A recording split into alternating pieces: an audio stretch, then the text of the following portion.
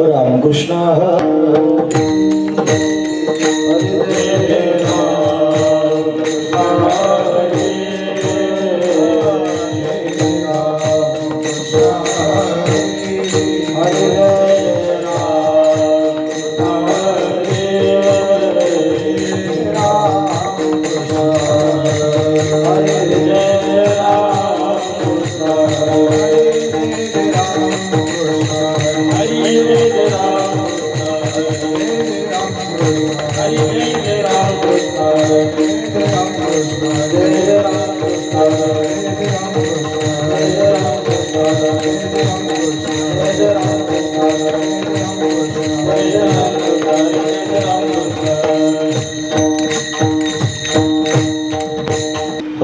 हेची थोर भक्ती आवडते देवा, हेची थोर भक्ती आवडते देवा, हेची थोर भक्ती आवडते देवा, पाविमाया संसाराची, पाविमाया संसाराची, पाविमाया संसाराची, थोर भक्ती आवडते देवा, हेची थोर भक्ती आवडते देवा, थोर भक्ती आवडते देवा, हेची थोर भक्ती आवडते देवा, पाविमाया संसाराची, पाविमाया संसाराची, पाविमाया संसाराची, विले आनंद चित्ती राहावे, विले आनंद चित्ती राहावे, विले आनंद चित्ती राहावे, विले आनंद चित्ती राहावे, तेरा सोद्यावे समाधान, तेरा सोद्यावे समाधान, तेरा सोद्यावे समाधान, वाहिल्या उतरे गरुडाची केवळ, वाहिल्या उतरे गरुडाची केवळ, वाहिल्या उतरे गरुडाची केवळ, वाहिल्या उतरे गरुडाची केवळ, ओ गणेते फळ संचिताते, ओ गणेते फळ संचिताते, ओ गणेते फळ संचिताते, विले आनंदे तैसे चिरावे, विले आनंदे तैसे चिरावे, विले आनंदे तैसे चिरावे, विले आनंदे तैसे चिरावे, सिद्धिया सोजावे समाधान, सिद्धिया सोजावे समाधान, सिद्धिया सोजावे समाधान,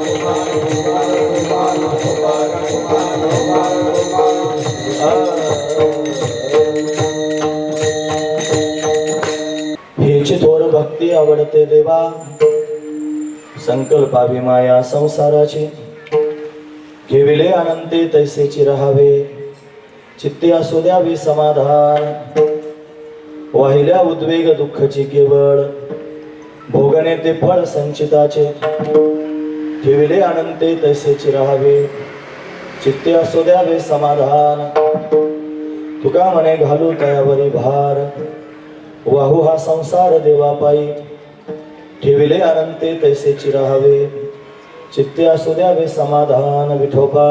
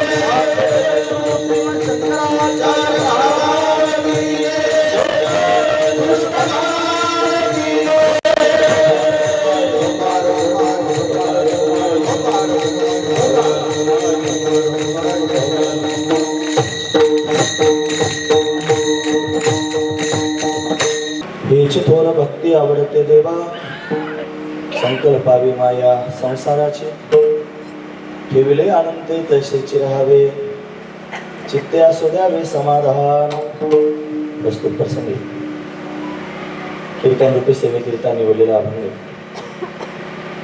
जगद्गुरु जगतवंदनीय सर्वांच्या अंतःकरणाचा अधिष्ठान असणारे माऊली तुकोबाराय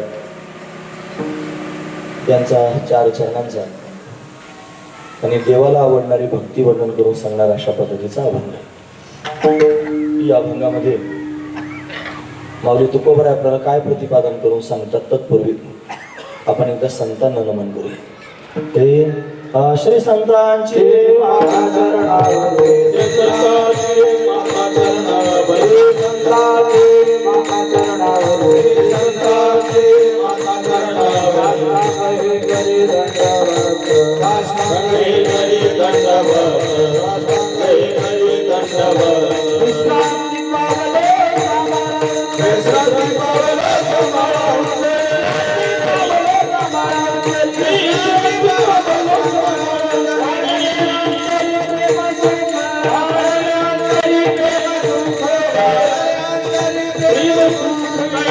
कमळावती वचनायिका कमळावती वचनायिका कमळावती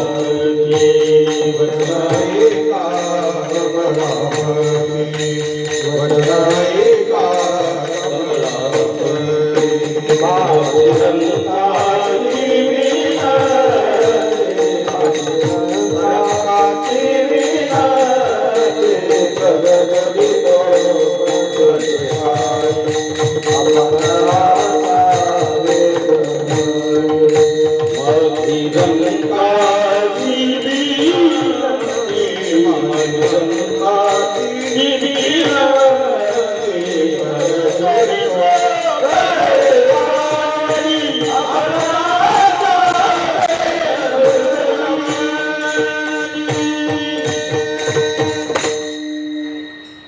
श्री संतांच्या माथा चरणावरी साष्टांग हे करी दंडवत विश्रांती पावलो सांभाळा उत्तरी वाढले अंतरी प्रेम सुख हेची थोर भक्ती आवडते देवा संकल्पावी माया संसाराची ठेविले आनंदी तैसेची राहावे चित्ते असू द्यावे समाधान. प्रस्तुत प्रतिवर्षीप्रमाणे याही वर्षी संपन्न होत असणारा आपला हा अखंड हरिनाम सप्ताह.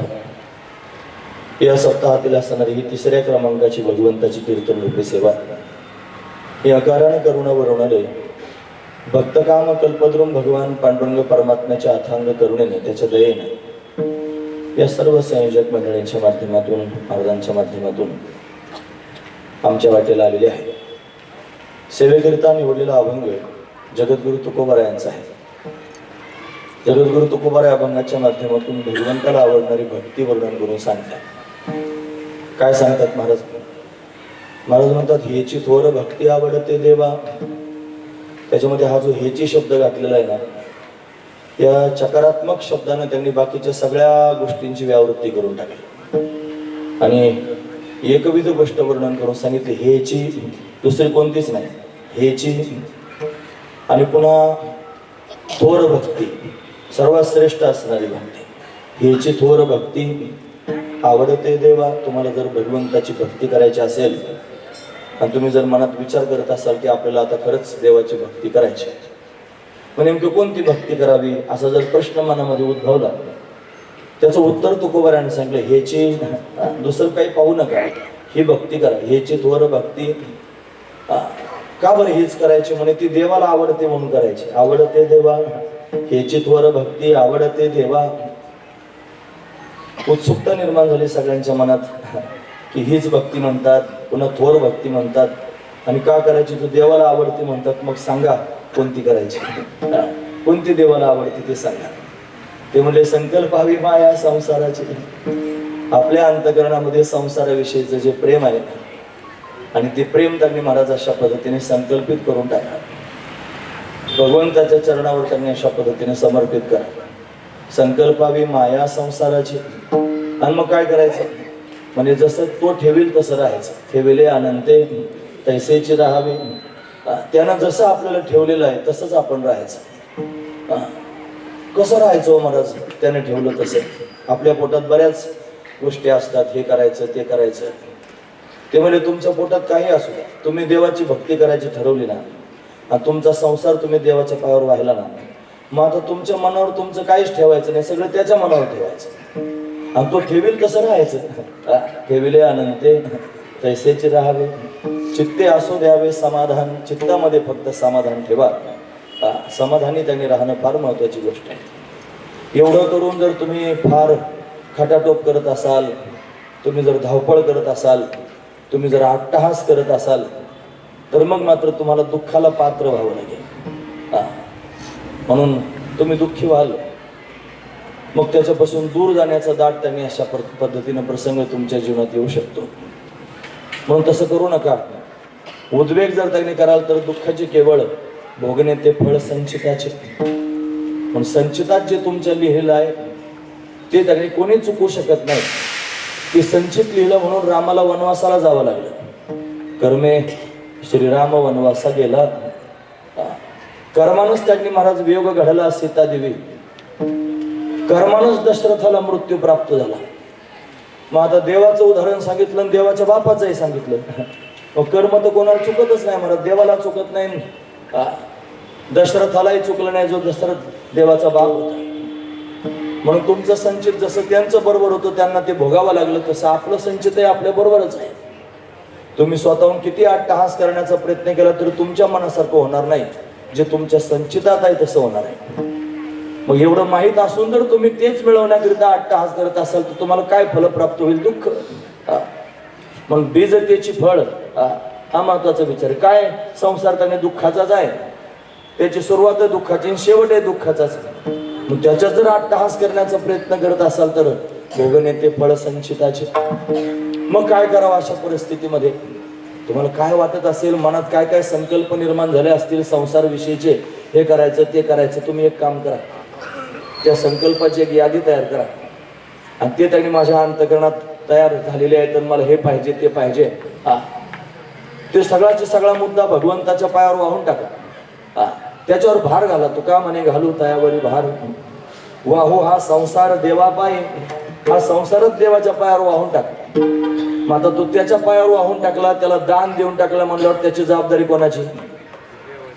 लोक दान धर्म करतात ना महाराज. एखाद्या माणसाने गाय दान दिली, मग ती गाय दान दिल्यानंतर त्यांनी त्या ज्याला दान दिली त्या गायीला सांभाळण्याची जबाबदारी कोणाची? त्याची. ज्यानं दान घेतली त्याची. नाही तर मग गाय दान दिली, तिला चारा पाणी त्यानं करायचा, तिचं शेण त्यानं उचलायचं, तिचा सांभाळ त्यानं करायचा. मग आपण दान दिली म्हणून संध्याकाळी बादली घेऊन जायची आणि दूध काढून आणायचं, असं काही आहे का? अजिबात नाही. कारण ज्याला दान दिली संपूर्ण त्याचा अधिकार त्याचाच झाला. तुमचा संसार जर तुम्ही देवाच्या पायावर वाहून टाकला म्हणजे त्याला देऊन टाकला, मग तुमच्या संसारावर जबाबदारी कोणाची? त्याची. मग तुमच्या संसारातलं काय काय करायचं, चांगलं करायचं की वाईट करायचं हे कोणी ठरवायचं? देवाने. अशी भावना तुमच्या पोटात निर्माण झाली की याचंच नाव भक्ती आहे. आणि हीच भक्ती देवाला आवडते, लक्षात ठेवण्यासारखा मुद्दा आहे. पण ह्याची थोर भक्ती आवडते देवा. संकल्पावी माया संसाराची, म्हणून संसाराची माया संकल्पित करून टाकणं ही श्रेष्ठ असणारी भगवंताची भक्ती आहे. आणि ती भक्ती आपण सर्वांनी जर स्वीकारली तर आपण निश्चित त्यांनी आपल्या गंतव्यापर्यंत जाऊ शकतो. हा त्यातला विशेष असणारा मुद्दा आहे. असा अभंगाचा सरळ अर्थ पाहण्याचा आपण प्रयत्न केला. विठोबा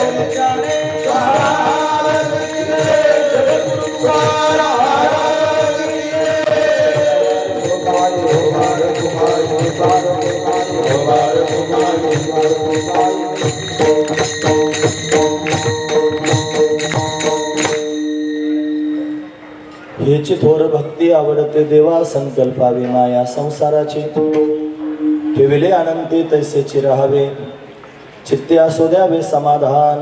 याची थोर भक्ती आवडते देवा. मला काय 2 तास बोलायचं महाराज, तुम्ही अभंग कोणते दिले तरी माझं भांडवल तेवढंच. मी त्यातलंच आपलं इकडे इकडे करून तुमच्या समोर सांगणार.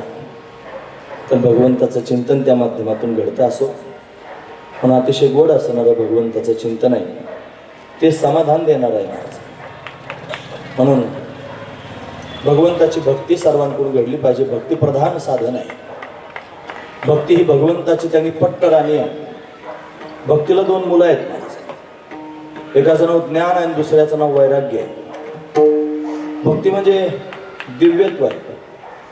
तिचा जन्म जर त्यांनी कुठे झाला असं पाहायचं असेल तर ती स्वतःच सांगते महाराज. उत्पन्ने द्रविडे साहम वृद्धिम कर्नाटके गता, क्वचित क्वचित महाराष्ट्रे गुर्जरे जीर्णताम गता. ती द्रविड देशात जन्माला आली, कर्नाटकामध्ये त्यांनी वाढली, महाराष्ट्रात कुठे कुठे तिला मान सन्मान प्राप्त झाला आणि गुजरात प्रांतात ती गेल्यानंतर जीर्ण झाली. व तिथून पुढे ती वृंदावनात गेली. वृंदावनेन परप्राप्य नवीनेन स्वरूपिणी. व ती वृंदावनात गेल्यावर परत तरुण झाली. अशी भक्ती महाराणी आहे. तिला 2 मुलं त्यांनी झालेली आहेत, ज्ञान आणि वैराग्य. ते काही विशेष आहेत. ती जर आपल्या जीवनात आली तरच ती आपल्या जीवनात येतात. ती त्यांची आईच आहे ना, हा महत्वाचा विचार. मग ती जर आपल्या जीवनामध्ये आली तर बऱ्याच गोष्टी येतात. ती ते घेऊनच फिरते मला.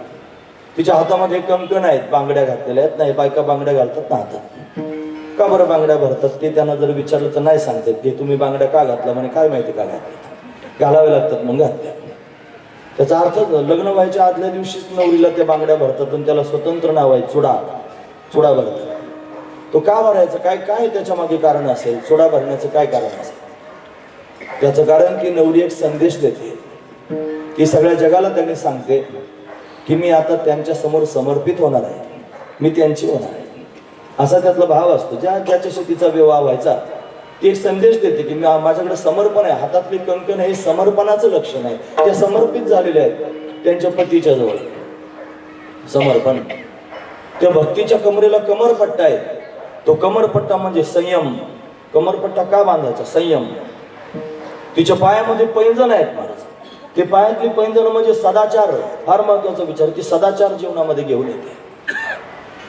तिचा श्वास भगवंतावर केलेलं प्रेम. त्या भक्तीमध्ये जर प्रेम नसेल तर मग ती भक्ती काय कामाची महाराज? मग तिचा श्वास म्हणजे प्राण आहे महाराज. भगवंताचं प्रेम हा भक्तीचा प्राण आहे. श्वास महत्वाचा मुद्दा आहे महाराज. पण ज्याच्या जीवनामध्ये भक्ती येते त्याच्या जीवनामध्ये समर्पण येतं. ज्याच्या जीवनामध्ये भक्ती येते त्याच्या जीवनामध्ये संयम येतो. ज्याच्या जीवनामध्ये भक्ती येते त्याच्या जीवनामध्ये सदाचार येतो. ज्याच्या जीवनामध्ये भक्ती येते त्याचं जीवन प्रेममय होतं. अशी दिव्य अवस्था भक्तीनं प्राप्त होते महाराज. मग ती भक्तीच भगवंतापर्यंत नेणारी आहे. तिच्याशिवाय भगवंतापर्यंत जाताच यायचं नाही महाराज. म्हणून भगवंतापर्यंत जर जायचं असेल तर भक्तीच कारणीभूत आहे, दुसरं काही त्यांनी माध्यम नाही. आहेत ना माध्यम बरेचसे, पण इथं मला सकारात्मक सांगायचं नाही ह्याची, म्हणून त्यांनी बाकीचे माध्यम आहेत ना देवापर्यंत त्यांनी जाण्याचे, पण ते फार कठीण आहेत, दुस्तर आहेत महाराज. ते जर सोपे असते तर तुकोबाऱ्यांना असं का म्हणावं लागलं असतं, मोडून या वाटा सूक्ष्म दुस्तर केला राज्यभार चाले ऐसा. सूक्ष्म वाटा मोडल्या, दुस्तर वाटा मोडल्या आणि सर्वांना चालता येईल असा राज्यमार्ग चालू केला. कर्माच्या वाटा सूक्ष्म आहेत महाराज. ते कर्म सामान्य माणसाला कळत नाही. कर्म सूक्ष्म आहे. दोन गोष्टी सूक्ष्म आहेत, सामान्य बुद्धीला कळत नाहीत. एक कर्म सूक्ष्म आहे, दुसरं ब्रह्म सूक्ष्म आहे. कर्म सामान्य बुद्धीला कळत नाही आणि ब्रह्म सामान्य बुद्धीला कळत नाही. त्याच्याकरिता फार परिश्रम आहेत महाराज. ते कर्म जाणून घेण्याकरिता पूर्वमीमांसाच पाहावी लागते. आपला त्यांनी धर्म आहे ना, त्या धर्माचं नाव आहे सनातन वैदिक धर्म. या सनातन वैदिक धर्मामध्ये वेद सांगितलेला आहे. त्या वेदाला अनुसरून शास्त्र सांगितलेले आहेत. वेदशास्त्र प्रमाण श्रुतीचे वचन. वेद म्हणलं की त्याला शास्त्र जोडून आलंच. मग वेद आहे त्या वेदाला शास्त्र जोडून आहे. शास्त्र जर पाहायचे असतील तर नास्तिक शास्त्र आणि आस्तिक शास्त्र दोन भाग आहेत त्याच्यात. नास्तिक म्हणजे जे वेदाला मानत नाहीत ते नास्तिक आहेत. नास्तिक हो वेद निंदक हा. जे वेदाची निंदा करतात त्यांना नास्तिक म्हणतात. त्याच्यात चार्वाक आहे, जैन आहे, बुद्धांचे 4 शिष्य आहेत, हे नास्तिक आहेत. म्हणजे काय, वेदाला मानत नाही. वेदाला मानणारे 6 शास्त्र आहेत. त्याच्यामध्ये न्यायशास्त्र, वैशेषिक शास्त्र, सांख्यशास्त्र, योगशास्त्र, पूर्वमीमांसा शास्त्र आणि उत्तरमीमांसा शास्त्र. 6 झाले ना, हे 6 आहेत. न्यायशास्त्राचे कर्ते आहेत गौतम ऋषी, वैशेषिक शास्त्राचे कर्ते आहेत कनाद ऋषी, योगशास्त्राचे कर्ते आहेत पतंजल महामुनी, सांख्यशास्त्र सांगितलं कपिल भगवंताने आणि पूर्वमीमांसा शास्त्र सांगितलं जैमिनी ऋषींनी. मग त्या पूर्वमीमांसा शास्त्रामध्ये कर्मकांड वर्णन करून सांगितलं. वेद त्रिकांडात्मक आहे. त्याच्यातलं सगळ्यात पहिलं कांड जर कोणतं असेल तर कर्मकांड आहे. कर्म, दुसरं आहे उपासना आणि तिसरं आहे ज्ञान. असे त्रिकांडात्मक वेद आहे. मग त्याच वेदामध्ये सांगितलेलं कर्म ज्याच्यात त्यांनी वर्णन करून सांगितलं ते पूर्वमीमांसा शास्त्र. असे करावे. तुम्ही साधं जेवण करायला बसलात ना तरी जेवण करताना सुद्धा शास्त्र पाहिलं पाहिजे. तुम्ही स्नान करायला गेलं की स्नान करताना सुद्धा शास्त्र पाहिलं पाहिजे. तुम्ही बहिर्दिशेला गेलात ना की तिकडं सुद्धा शास्त्र पाहिलं पाहिजे. भक्ती बाबा म्हणायचे संडासला जर जायचं असेल तर शेरभर पाणी न्यावं असं शास्त्र आहे. बघा आता त्याच्यातही शास्त्र सांगितलं. संडासून आल्यानंतर त्यांनी कोपरापर्यंत हात धुवावेत, गुडघ्यापर्यंत पाय धुवावेत, 8 वेळेला पाण्याने गुळणा करावा, हे शास्त्र आहे. ज्याच्या मस्तकावर शिका असेल त्याला जर बहिर्देशाला जायचं असेल तर त्यानं शेंडी सोडून गेलं पाहिजे, हे शास्त्र आहे. आता कोणाला एवढं शास्त्र कळतं महाराज? जेवायला बसलं की काय नियम असतात, त्या ताटाला स्पर्श करायचं नाही, डोक्यामध्ये टोपी घालून जेवायचं नाही, त्या पंक्तीतून जरी तुम्ही चालायला लागलात ना जेवण वाढायच्या तरी त्याच्यात जर तुमच्या डोक्यात टोपी असेल तर ती घालायची नाही, काढून ठेवायची. तुमच्या हातात वाढण्याचं जे पात्र आहे ते जमिनीला स्पर्श करायचं नाही, टेकवायचं नाही, शास्त्र आहे. तुम्ही जेवण करत असताना उजव्याच हाताने फक्त जेवायचं, डाव्या हाताचा स्पर्श ताटाला करायचा नाही, शास्त्र आहे. उजव्याच हाताने पाणी प्यायचं, जर ते शक्य नसेल तर डाव्या हातात पाण्याचा तांब्या ग्लास त्यांनी घ्यायचा आणि उजवा हात त्याला खालून असा लावायचा मग पाणी प्यायचं, शास्त्र आहे. एवढं कोणाला शास्त्र कळतं महाराज? कठीण आहे ना, पूर्वमीमांसा शास्त्र. म्हणून शास्त्र सर्व लोकांना त्यांनी कळत नाही, ते सूक्ष्म आहे. म्हणून त्यांनी कर्म त्याच्यामध्ये त्यांनी सांगितलं, पूर्वमीमांसा शास्त्र कर्मकांड सांगितलं. कर्म सूक्ष्म आहे. योग साधना करण्याच्या माध्यमातूनही परमात्म्यापर्यंत जाता येईल महाराज. पण योगाच्या रस्त्याने जात असताना फार कठीण आहे. अगा योगाची या वाटा जे निघाले गा सुभटा तया दुःखाचा चिशेल वाटा भगाला. म्हणून त्यांनी योग साधना करायचं. मग त्याच्यात यम आहे, नियम आहे, आसन आहे, प्रत्याहार आहे, धारणा आहे, ध्यान आहे, समाधी प्राणायाम राहिला असेल मध्ये 8 अंग आहेत महाराज. आणि मग तो समाधीपर्यंत अशा पद्धतीने जाईल. योग आहे महाराज. हे ऐकायचं म्हणलं तरी घोटाळतच आहे सगळं. बसा बरं वज्रासनात काय होतं, वज्रासन कशाला म्हणतात हे कळत नाही, सहजासन कशाला म्हणतात ते कळत नाही. पद्मासन कशाला म्हणतात ते कळत नाही. मग आसन सिद्ध केलं पाहिजे. एका आसनामध्ये निदान 58 मिनिटं तरी त्याला बसता आलं पाहिजे. 58 मिनिटं न हालचाल करता शांतपणे 90 अंशाच्या कोणात त्यानं बसावं. नासाग्र दृष्टी ठेवून त्यांनी बसावं. त्यांना आधी धारणा करावी. काय त्याची धारणा आहे त्याच्यानुसार त्याचं ध्यान असतं. पुढे ध्यान करणारे लोक आहेत जगामध्ये, पण कसं ध्यान करावं समजत नाही ना महाराज. मग ध्यानाचे प्रकार सांगितले. ध्येयानुसार ध्यान, प्रतीक ध्येन, अहंग्र ध्यान, ध्यानाचे प्रकार आहेत महाराज. पांडुरंगाचं ध्यान करायचं, पांडुरंगाचं ध्यान करणं हे आपलं ध्येय आहे. मग तो विटेवर उभा आहे आणि तोच आपलं ध्येय आहे. मग त्याला आठवायचं. हे ध्येयानुसार ध्यान झालं. समोर शालिग्राम शिला ठेवायची आणि त्याच्यात भगवान विष्णूचं स्मरण करायचं, हे प्रतीक ध्यान आहे. आणि अहंग्र ध्यान म्हणजे स्वरूपाचं ध्यान. मीच सच्चिदानंद रूप आहे असा विचार करायचा. नासाग्र दृष्टी ठेवाय. नासाग्र म्हणजे नाकाचा शेंडा नाही, नाक जिथून त्यांनी उगम पावलं तो भाग, म्हणजे दोन भोवयांच्या मध्ये नाकाची सुरुवात आहे, त्याला आग्र म्हणतात. मग नासाग्र दृष्टी ठेवायची आणि मग अशा पद्धतीनं ध्यान करायचं. ते पण स्वरूपाचं ध्यान करायचं. आधी धारणा करून घ्यायची तुम्हाला नेमकं काय करायचं. धारणा मग ध्यान असतं. मग ते ध्यान करता करता समाधीपर्यंत जाता येतं. योगश्चित्त वृत्ती निरोध हा. आणि मग अशा पद्धतीने जाता येतं. मग त्याला त्याची ऊर्जा तयार होते. मग ती कुंडलिनी जागी होते. मग ती त्यांनी अशा म्हणजे खाली गुदद्वाराला टाच लावली जाते. वरतून जाणार त्यांनी महाराज अशा पद्धतीने प्राण, खाली जाणारा अपान, ते त्यांनी पुरून येणारा प्राण आणि अपान उलटा फिरतो. मग दोघांचं घर्षण होतं. त्याच्यात भयंकर ऊर्जा निर्माण होते. मग ती कुंडलिनी घाबरी होते. दोघांना परत फिरा म्हणते. मग मूलाधारापासून सहस्त्रदल कमलापर्यंत ब्रह्मनाडी असते. त्याच्यामध्ये इडा, पिंगला, सुषुम्ना 3 अंतर्गत नाड्या असतात. मग त्यात इडा, पिंगला बंद व्हावी. सुषुम्ना नाडीतून कुंडलिनीनं प्रवेश करावा. मग मूलाधारातून स्वाधिष्ठान, मणिपूर, अनाहत, विशुद्ध, आज्ञा या सगळ्या चक्रांचं भेदन करत मग तिनं सहस्त्रदल कमलापर्यंत जावं. मग योग्याला समाधी लागेल. झालं ना ऐकून सगळ्यांचं?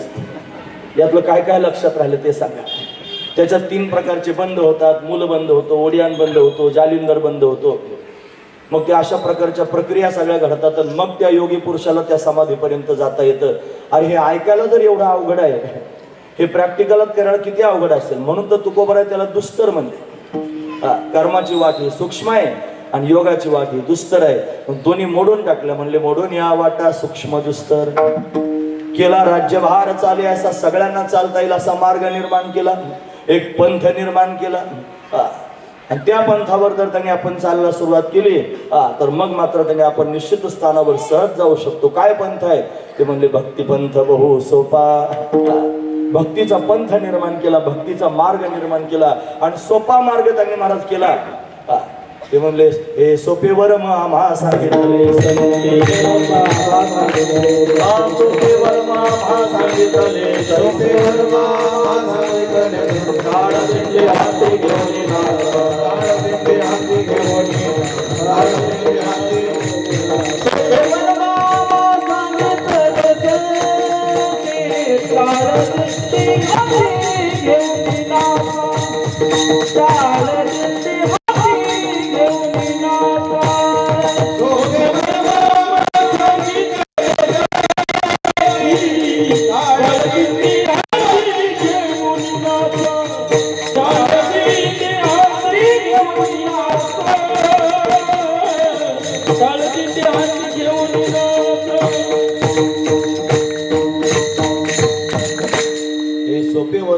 सांगितले संती.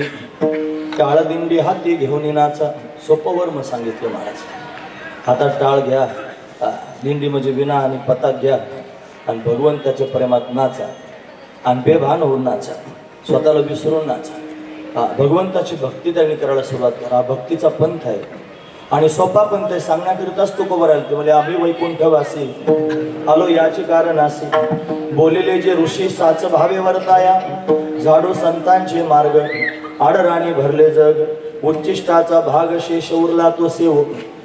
अर्थ लोपले पुराणे नाश केला शब्दज्ञाने. विषय लोभी मने साधने ही बुडविली. मग तुम्ही काय केलं म्हणजे पिटो भक्तीचा डांगोरा. आम्ही भक्तीचा डांगोरा पिटण्याकरिता आलो. कळी काळा सिदाराला तुका म्हणे करा जय जयकार आनंदे. पण भक्तीचा डांगोरा पिटण्याकरिता आलो. या कलियुगामध्ये त्यांनी महाराज भक्ती प्रधान असणारं साधन आहे. पण भक्ती जर त्यांनी भगवंताची स्वीकारली तर या भक्तीच्या माध्यमातून त्यांनी भगवान स्वतःच आपला उद्धार अशा पद्धतीने करू शकतो. मग बरोबर आहे, या कलियुगामध्ये भक्तिप्रधान साधन आहे. भक्तीच्याच माध्यमातून भगवंतापर्यंत जाता येतं. निश्चय झाला भक्ती करायची. कर्म काय आपल्याला जमणार नाही. एवढा बारकावा त्यांनी कर्माचा कसा जमेल महाराज. मग ते जेवायच्या ताटाला आपण सांगितलं जेवताना किती नियम पाळायचे. हातात पाणी घेतलं म्हाताऱ्यानं आणि त्याच्यावर फिरवलं ताट्याभोवती, आणि ते फिरवल्यानंतर त्याच्या नातवाने विचारलं, बाबा हे पाणी का फिरवलं. आता त्याला माहीतच नाही का फिरवतं. त्याचं कारणच माहीत नाही ना महाराज. आता पोरगं तर विचारायला लागलं, म्हणलं बाबा सांगा ना का बरं पाणी फिरवलं. आता सांगायची तर त्याला सांगणं गरजेचं होतं ना. तो म्हणलं, हे बघ बाळा, जेवायला बसल्यानंतर आपल्या ताटामध्ये मुंगळे, मुंग्या, झुरळ अशा आतमध्ये येऊ नयेत. त्याच्यामुळे असं त्याला असं रिंगण करावं लागतं पाण्याचं, आणि म्हणून ते पाण्याचं रिंगण केलेलं आहे. आता हे त्याचं कारण आहे का. माहीतच नाही ना महाराज. मग असं त्यांनी माहीत, मला काही माहीतच नाही. त्या कर्माच्या सूक्ष्मतेत मी कथा जाईन. पण स्नान झाल्यानंतर जर शेंडी त्यांनी त्या स्नानगृहातच चांगली पुसली नाही, बाहेर आल्यानंतर जर तिचं थेंबभर पाणी जमिनीवर पडलं तर ब्रह्महत्येचं पातक लागतं. कर्मकांड करताना त्यांनी आचमन करावं लागतं. केशवायन महा, नारायणन महा, माधवायन महा, गोविंदायन महा असं म्हणावं लागतं. त्याच्याकरता पाणी किती हातात घ्यायचं याला महत्व आहे. ते पाणी जर जास्त घेतलं तर त्यांनी महाराज मदिरा प्राशन केल्याचं पाप लागतं. किती सूक्ष्मता कर्माची आहे. मग सामान्य माणसाला करता येईल का कर्म, नाही सांगता येत. 2 तासाचं कीर्तन असतं, त्याच्यात त्यांनी 84 आसनं लोक बसल्या बसल्या करतात. काय योग साधना करता येईल आपल्याला सांगा. म्हणून त्यांनी महाराज योग साधना करता यायची नाही. भक्ती सोपं साधन आहे ना महाराज. म्हणून त्यांनी कर्म करता येत नाही, योग साधना करता येत नाही. राहिला ज्ञानाचा मुद्दा. मोक्ष जर प्राप्त करायचा असेल तर ज्ञानानं प्राप्त होतो. ज्ञानाशिवाय मोक्ष प्राप्त व्हायचा नाही. मग ज्ञान प्राप्त करून घेतलं पाहिजे का भक्ती करीत बसलं पाहिजे. अरे भक्ती करा, ज्ञान आपोआप चालत येईल. सगळ्यात महत्वाचा सिद्धांत आहे महाराज. तुम्ही भक्ती करायला सुरुवात करा. पुढे भक्तीने धरले हाती, मागे ज्ञान वैराग्य धर्म येते. तुम्हाला भक्तीने जर एकदा हाताला धरलं ना महाराज, की मग तुम्ही चिंता करायची काय आवश्यकता नाही. मग ते सगळं बाकीचं तुम्हाला साध्य होईल. ते ज्ञान पण येईल, वैराग्य पण येईल, धर्म पण तुम्हाला साधेल. म्हणून त्यांनी या सगळ्या गोष्टी फार महत्वाच्या आहेत ना, त्या भक्तीनंच साधतील महाराज. बाकी काय करायची गरजच पडणार नाही. याच्याकरता तुम्ही फक्त भक्ती करायला सुरुवात करा. ती भक्ती त्यांनी महाराज भगवंतापर्यंत घेऊन जाईल. भक्ती म्हणजे काय हो. भक्ती शब्दाचा अर्थ काय होतो. भक्तीचे अनेक लक्षणं सांगितले, भक्तीचे अनेक सूत्र सांगितले. श्री नारदजी महाराजांनी सूत्र लिहिले, भक्तिसूत्र, नारद भक्तिसूत्र. शांडिल्य ऋषींनी भक्तिसूत्र लिहिले, शांडिल्य भक्तिसूत्र. अनेक महापुरुषांनी भक्तिसूत्रांची रचना केली, सूत्रात्मक भक्ती सांगितली. सूत्र त्याला म्हणतात. बरंचसं त्यांनी महाराज व्यापक असणारा बोध असावा, पण तो थोडक्यात सांगावा सूत्राच्या माध्यमातून. असं सूत्र सांगितलं. आता तो भक्ती व्याख्या, आम्ही भक्तीची व्याख्या सांगतो. काय भक्ती म्हणे, सात्वस्मिन परम प्रेम रूपा, भगवंतावर प्रेम करणं याचं नाव आहे भक्ती. कशी आहे ती भक्ती म्हणे, मुखास्वादनवत. मुख्यानं साखर खाल्ल्यावर जशी गोड लागते पण सांगता येत नाही, तशी भक्ती अनुभव चित्ता चित्त जाणे सांगता येत नाही. तरी पण उदाहरण सांगायला म्हणजे यथावर्ज गोपिका नाम. अजून काय भक्ती आहे, अभिमान द्वेषित्वाद. अजून काय भक्ती आहे, तदार्पित अखिलाचारिता. अशी भक्तीची फार लक्षणं सांगितले मला. याला भक्ती म्हणतात. अशी त्यांनी भक्ती आहे. अशी अनेक प्रकारांना अभिमान जाणं याचं नाव आहे भक्ती. सर्वस्व भगवंताच्या चरणी समर्पित करणं याचं नाव आहे भक्ती. म्हणजे या सगळ्या प्रकारचे सर्वस्वच देऊन टाकायचं महाराज. तदार्पित अखिलाचारिता ही भक्ती सांगितली. बळीनं केली महाराज आत्मनिवेदन. त्याला त्यांनी बांधून टाकलं काय, त्याची सगळी संपदा हडप करून घेतली काय, रडायला लागला. मग त्याची पत्नी आली महाराज, आणि ती पत्नी त्यांनी म्हणली काय रडता म्हणे. काय करू आता, देवानं 3 पावलं जमीन मला मागितली, त्यातले 2च देता आले आणि 3रा पाय नाही, जागाच नाही ठेवायला. मग काय करायचं. ती म्हणली रडू नका, हे माणसाचं शरीर आहे ना, पाप पुण्य पिकवण्याची भूमी आहे. देवानं 3 पावलं भूमी मागितली ना, 2 पावला सगळं व्याप्त केलं. तुमचं शरीर आहे ना अजून, याचं पाप आणि पुण्य पिकत देऊन टाका. मग देवाच्या फार हुशार होता बली. तर देवाला मला, देवा मी काही भाग्यवान आहे. नाही म्हणे काय भाग्यवान आहे, तुला बांधून टाकलं सगळं पाताळात, ते सगळं तुला त्रैलोक्य तुझं व्याप्त करून घेतलं, भाग्यवान कशाचा. म्हणले देवा कोणाचा एवढा त्यांनी तुकडा तरी घेतोस का. तुला लोक केवढं द्यायचा प्रयत्न करतात, होंगून तरी पाहतो का त्याच्याकडे. त्याच्यात जर भाव नसला तर मी काय भाग्यवान आहे. अरे माझं सगळं स्वीकारलंस, फक्त एक खंत राहिली जीवनामध्ये. काय खंत आहे, देवा सगळं माझं घेतलंस पण खंत अशी आहे की मला नाही स्वीकारलं. मला वाटतं तू माझा स्वीकार करावास. काही गोड बोलला नाही. देव म्हणला मग काय करू, माझा स्वीकार करा आणि तुमचा तिसरा पाय माझ्या मस्तकावर द्या. असं म्हणलं की मस्तकाला स्पर्श चरणाने केला की पाताळात देऊन तुका म्हणे बळी जीव दिला पायातळी, बळीने स्वतःचा जीवच भगवंताच्या चरणी समर्पित केला. काय श्रेष्ठत्व आहे मला त्याचं. मला त्याची सगळी कथा नाही सांगायची. जेव्हा त्यानं सर्वस्व भगवंताला दिलं ना त्यावेळेला भगवान त्याच्यावर प्रसन्न झाला. म्हणे बळी काय तुझ्यासारखं पाहिलंच नाही कोणी. लोक शेंगदाणे घेऊन येतात, खडीसाखर घेऊन येतात, नारळ घेऊन येतात, काय काय त्यांनी करतात आणि ते त्यांनी महाराज त्याच्यातच खुश असतात. ते म्हणतात आम्ही देवा करता एवढं केलं. कुठे कार्यक्रम असेल तर थोडीशी देणगी देतात आयपतीप्रमाणे. आता पुन्हा डमका वाजून सांगतात सुद्धा आम्ही दिलं म्हणून. खरंच एवढं त्यांनी महाराज करतात आणि लोकांना सांगतात तूच एक सापडलं की सगळंच देऊन टाकलं. भगवान प्रसन्न झाला ना मला सगळं दिल्यामुळं. त्याचा परिणाम तुला काय पाहिजे सांग म्हणला. तो म्हणला देवा मला तूच पाहिजे, दुसरं काय पाहिजे. मला घरात जाताना तू दिसावा, बाहेर येताना तू दिसावा. असं म्हणल्यानंतर त्यांनी मला भगवान त्याच्या दारात उभा राहिला. द्वारपाल बळी द्वारी झाला.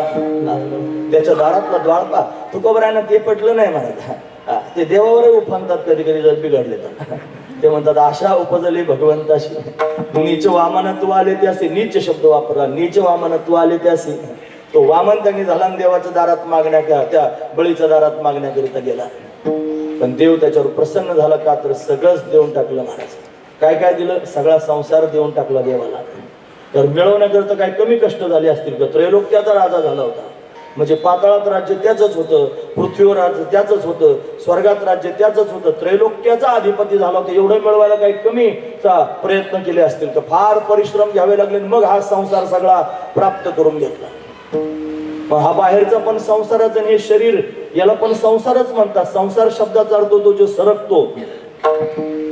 व्याकरणाच्या दृष्टीने सुरू नावाच्या धातूपासून संसार हा शब्द तयार झाला. सुरू सरती इति संसार.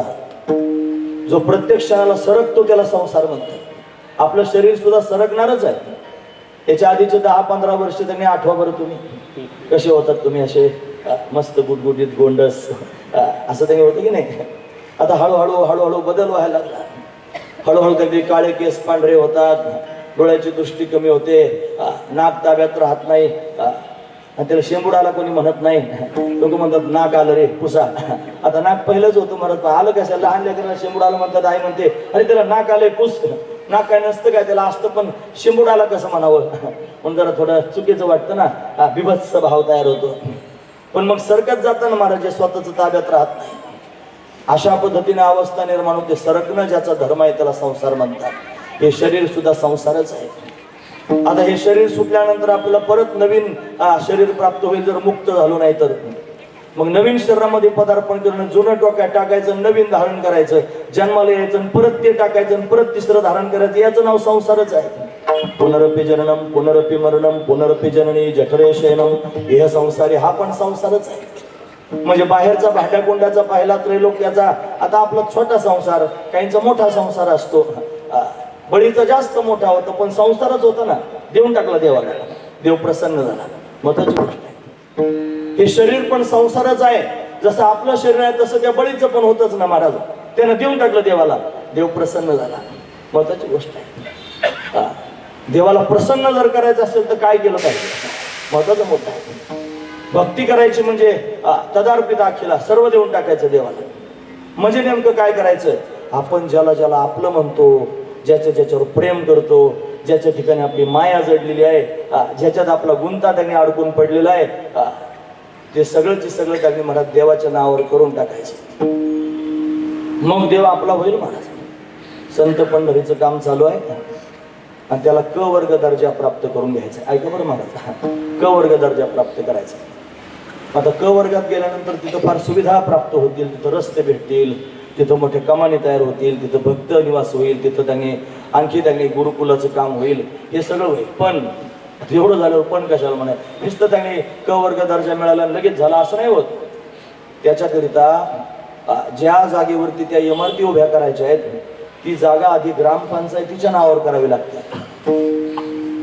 नाही कळलं तुम्हाला. ती जागा आधी ग्रामपंचायतीच्या नावावर करावी लागते. तिचा उतारा काढायला गेल्यानंतर ते ग्रामपंचायतीच्या नावाचा उतारा निघतो, तुमच्या नावाचा उतारा निघणार नाही. म्हणजे ते जर उभं राहत असेल तर काय करावं लागेल? आधी ती जागा देऊन टाकावी लागेल. त्याच्यावर तुमचा कोणत्याही प्रकारचा अधिकार राहणार नाही. तुम्ही स्वतःहून त्याच्यावर अधिकार गाजवू शकत नाही, असा नियम आहे शासनाचा. बरोबर आहे की नाही? तसं तुमच्या जीवनामध्ये भक्तीचं वैभव जर उभं करायचं असेल तर तुम्हाला तुमची जागा देवाला देऊन टाकावी लागेल. फक्त द्यावी लागेल असं नाही, देवाच्या नावावर करावी लागेल. तुमच्या नावचा उतारा निघणार नाही, तुमचं नाव कुठंच कागदावर येणार नाही. सगळं नाव कोणाचं येईल? त्याचं. महत्वाची गोष्ट आहे. मग त्याच्या नावावर जर जागा करून दिली, डेव्हलप करायचं काम कोणाचं? त्याचं. इमारत उभी करायचं काम कोणाचं? त्याचं. त्याची डागडुजी करण्याचं काम कोणाचं? त्याचं. सगळ्यात मग किती सोपं उदाहरण आहे महाराज.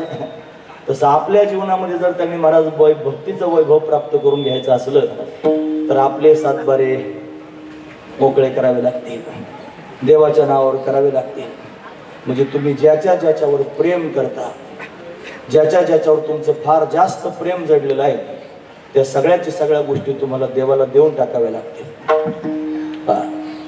म्हणून त्यांनी भगवंताला द्या, सगळं जीवन त्यांनी भगवंताला देऊन टाका. म्हणजे काय करायचं?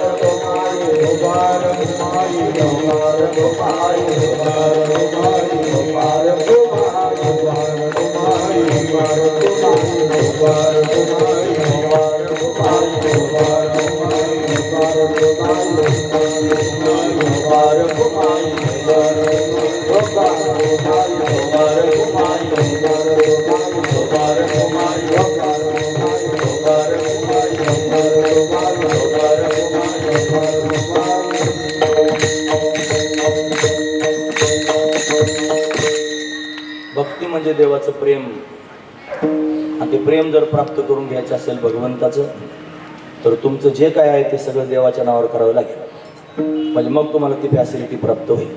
सरळ गोष्ट आहे. आपलं जीवन भगवंताच्या नावावर समर्पित करणं, आपलं अस्तित्व भगवंताच्या नावावर समर्पित करणं, आपण ज्याच्यावर फार प्रेम करतो, ज्याला फार आपलं म्हणतो, ते देवाला देऊन टाकलं. ही श्रेयाळाची चांगुनेची कथा ऐकली तुम्ही लहानपणी. श्रेयाळ नावाचा राजा होता आणि त्याच्या पत्नीचं नाव चांगुना होतं. आणि भगवान शंकर त्यांनी महाराज त्यांचं आराध्य दैवत होते. मग ते भगवान शंकर त्यांनी ते फार सेवा करतात म्हणून अशा पद्धतीने त्यांच्या घरी आले. त्यांची परीक्षा पाहण्या. देव काय असं सहज प्राप्त होत असतं का महाराज? परीक्षा तर घ्यावी लागते. तुम्ही बाजारात गेले तर मडकं घ्यायचं म्हणलं तर वाजून पाहता खनखन किती वाऱ्या वाजतं ते. महत्वाचा विचार आहे. आणि म्हणून गेले भगवान शंकर.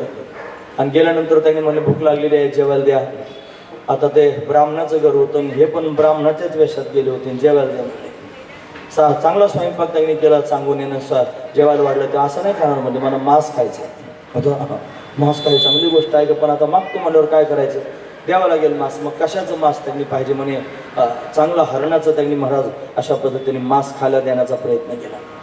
ते म्हणले हे नाही पाहिजे मांस. मग मला तुमच्या मुलाचं मांस पाहिजे. काय त्याचं नाव होतं? चिलिया त्याचं नाव होतं. त्याचं मांस पाहिजे. आता अतिथी आलेला आहे आणि जेवायला मागतोय, आणि तो जर विनमुख केला तर आपलं सगळं सत्व घेऊन जाईल. याला जेवायला गेलं पाहिजे. मग काय त्यांनी द्यावं? मुलाचं मांस त्यांनी मागतोय. काय करायचं? सत्व आहे. आणि लेकरावर किती प्रेम असतं महाराज मायबापाचा. तुमचा सगळा खटाटोप कोणा करता? लेकरांकरता चाललेला आहे. वेल मांडवाला न्यायचा, त्याचं चांगलं झालं पाहिजे, त्याचं घरदार झालं पाहिजे, त्याला बायको झाली पाहिजे, त्याला मुलं झाली पाहिजे, त्याचं आपल्या डोळ्यात एकटा चांगलं झालं पाहिजे, आणि आपण त्याच्यानंतर मेलं पाहिजे. सगळ्या संसारी लोकांच्या पोटात हीच अपेक्षा. दुसरं काय महाराज? 2 मिनिटात मी तुमचं सगळं सांगून टाकलं. याच्यापेक्षा काय माणूस ह्याची करी संसारिक याच्यापेक्षा काय अपेक्षा करत होतो? एवढीच अपेक्षा. ते लेकरू जर त्यांनी महाराज लहान लेकरून कापायचं आणि त्याची त्यांनी महाराज मांस त्याला खाऊ घालायचं म्हणलं किती वाईट वाटलं असेल, पण तरी तयार झाले. पाहिली परीक्षा की खरंच मी महत्वाचा आहे, हा संसार महत्वाचा आहे. देव परीक्षा पाहतो. तुला मी पाहिजे ना, असा फुकट आहे का देव? लगेच घातली माळ का लगेच सोमवारी का बुधवारी? देवा मला तुझ्या बापाचं नोकर आहे का? बुधवारी तुला दर्शन. तू लगेच सोमवारी माळ घालशील आणि लगेच बुधवारी देवा मला दर्शन द्या. असं कसं दर्शन देईल? काही घासाघीस आहे का नाही त्याच्यात? देव पाहिजे ना तुम्हाला.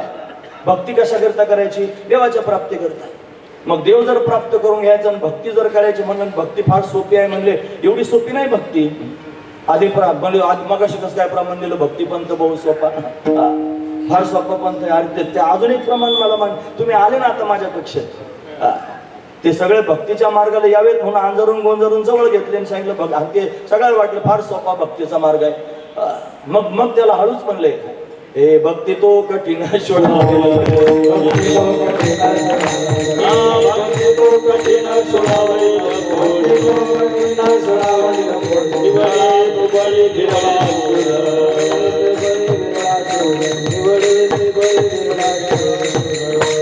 भक्ती तो कठीण, ते म्हणजे फार कठीण आहे भक्ती. शिळावरील पोळी विरळा तो बळी निवडे शूर किंवा, म्हणून त्यांनी भक्ती थोडी सोपी नाही महाराज. आधी म्हणले भक्तीपंथ बहु सोपा. अरे तुम्ही त्याच्याशिवाय येणार नाही तिकडं, पण अंजारून गंजारून कक्षेत घेतले. मग एकदा तुम्ही भक्तीच्या बाराखडीला लागल्यानंतर मग तुम्हाला सांगितलं तेवढं सोपं नाही, कठीण आहे. मग ते लेकरू त्यांनी कापून टाकायचं काय सोपी गोष्ट आहे का महाराज? पण कापलं महाराज तिला. त्याने पाहिलं ना नेमकं मी पाहिजे का संसार पाहिजे. आता हे कीर्तन ऐकत असताना सगळ्यांनी आपापले पानं उचकायचे आणि तपासायचे. आपल्यावर जर असा प्रसंग आला, देव आपल्या घरी आला आणि तो त्याने म्हणला मी पाहिजे का हे पाहिजे सगळं संसाराचं चित्र, एका मिनिटात सांग, लगेच ताबडतोब. तुम्ही काय म्हणणार आहात? खरं खरं कीर्तनात खोटं बोलायचं नाही, कीर्तनात खोटं बोलायचं नाही आज. एका मिनिटात सोडता येईल का बायको? एका मिनिटात मुलं सोडता येतील का? नाही सोडता येईल. एका मिनिटात प्रॉपर्टी, संपत्ती, बँक बॅलन्स, नाव, प्रतिष्ठा, वैभव सोडता येईल? नाही सोडता येणार. हे तर काठीण्य आहे त्याच्यातलं. हे ज्याला सोडता येतं ना त्याच्यावर प्रसन्न होतो, आणि हे सोडता येण्याची धमक निर्माण होणे याचं नाव आहे भक्ती. सरळ सरळ गोष्ट, याचंच नाव आहे भक्ती. ही धमकच निर्माण व्हावी लागते. झडझडून वहिला निघ ये भक्तीची वाटेला, या भक्तीच्या वाटेला. झडझडून म्हणजे झटकून बाजूला हो, आणि या भक्तीच्या कोणती भक्ती? झटकून बाजूला होणं भक्ती आहे. या भक्तीच्या मार्गाला चाल.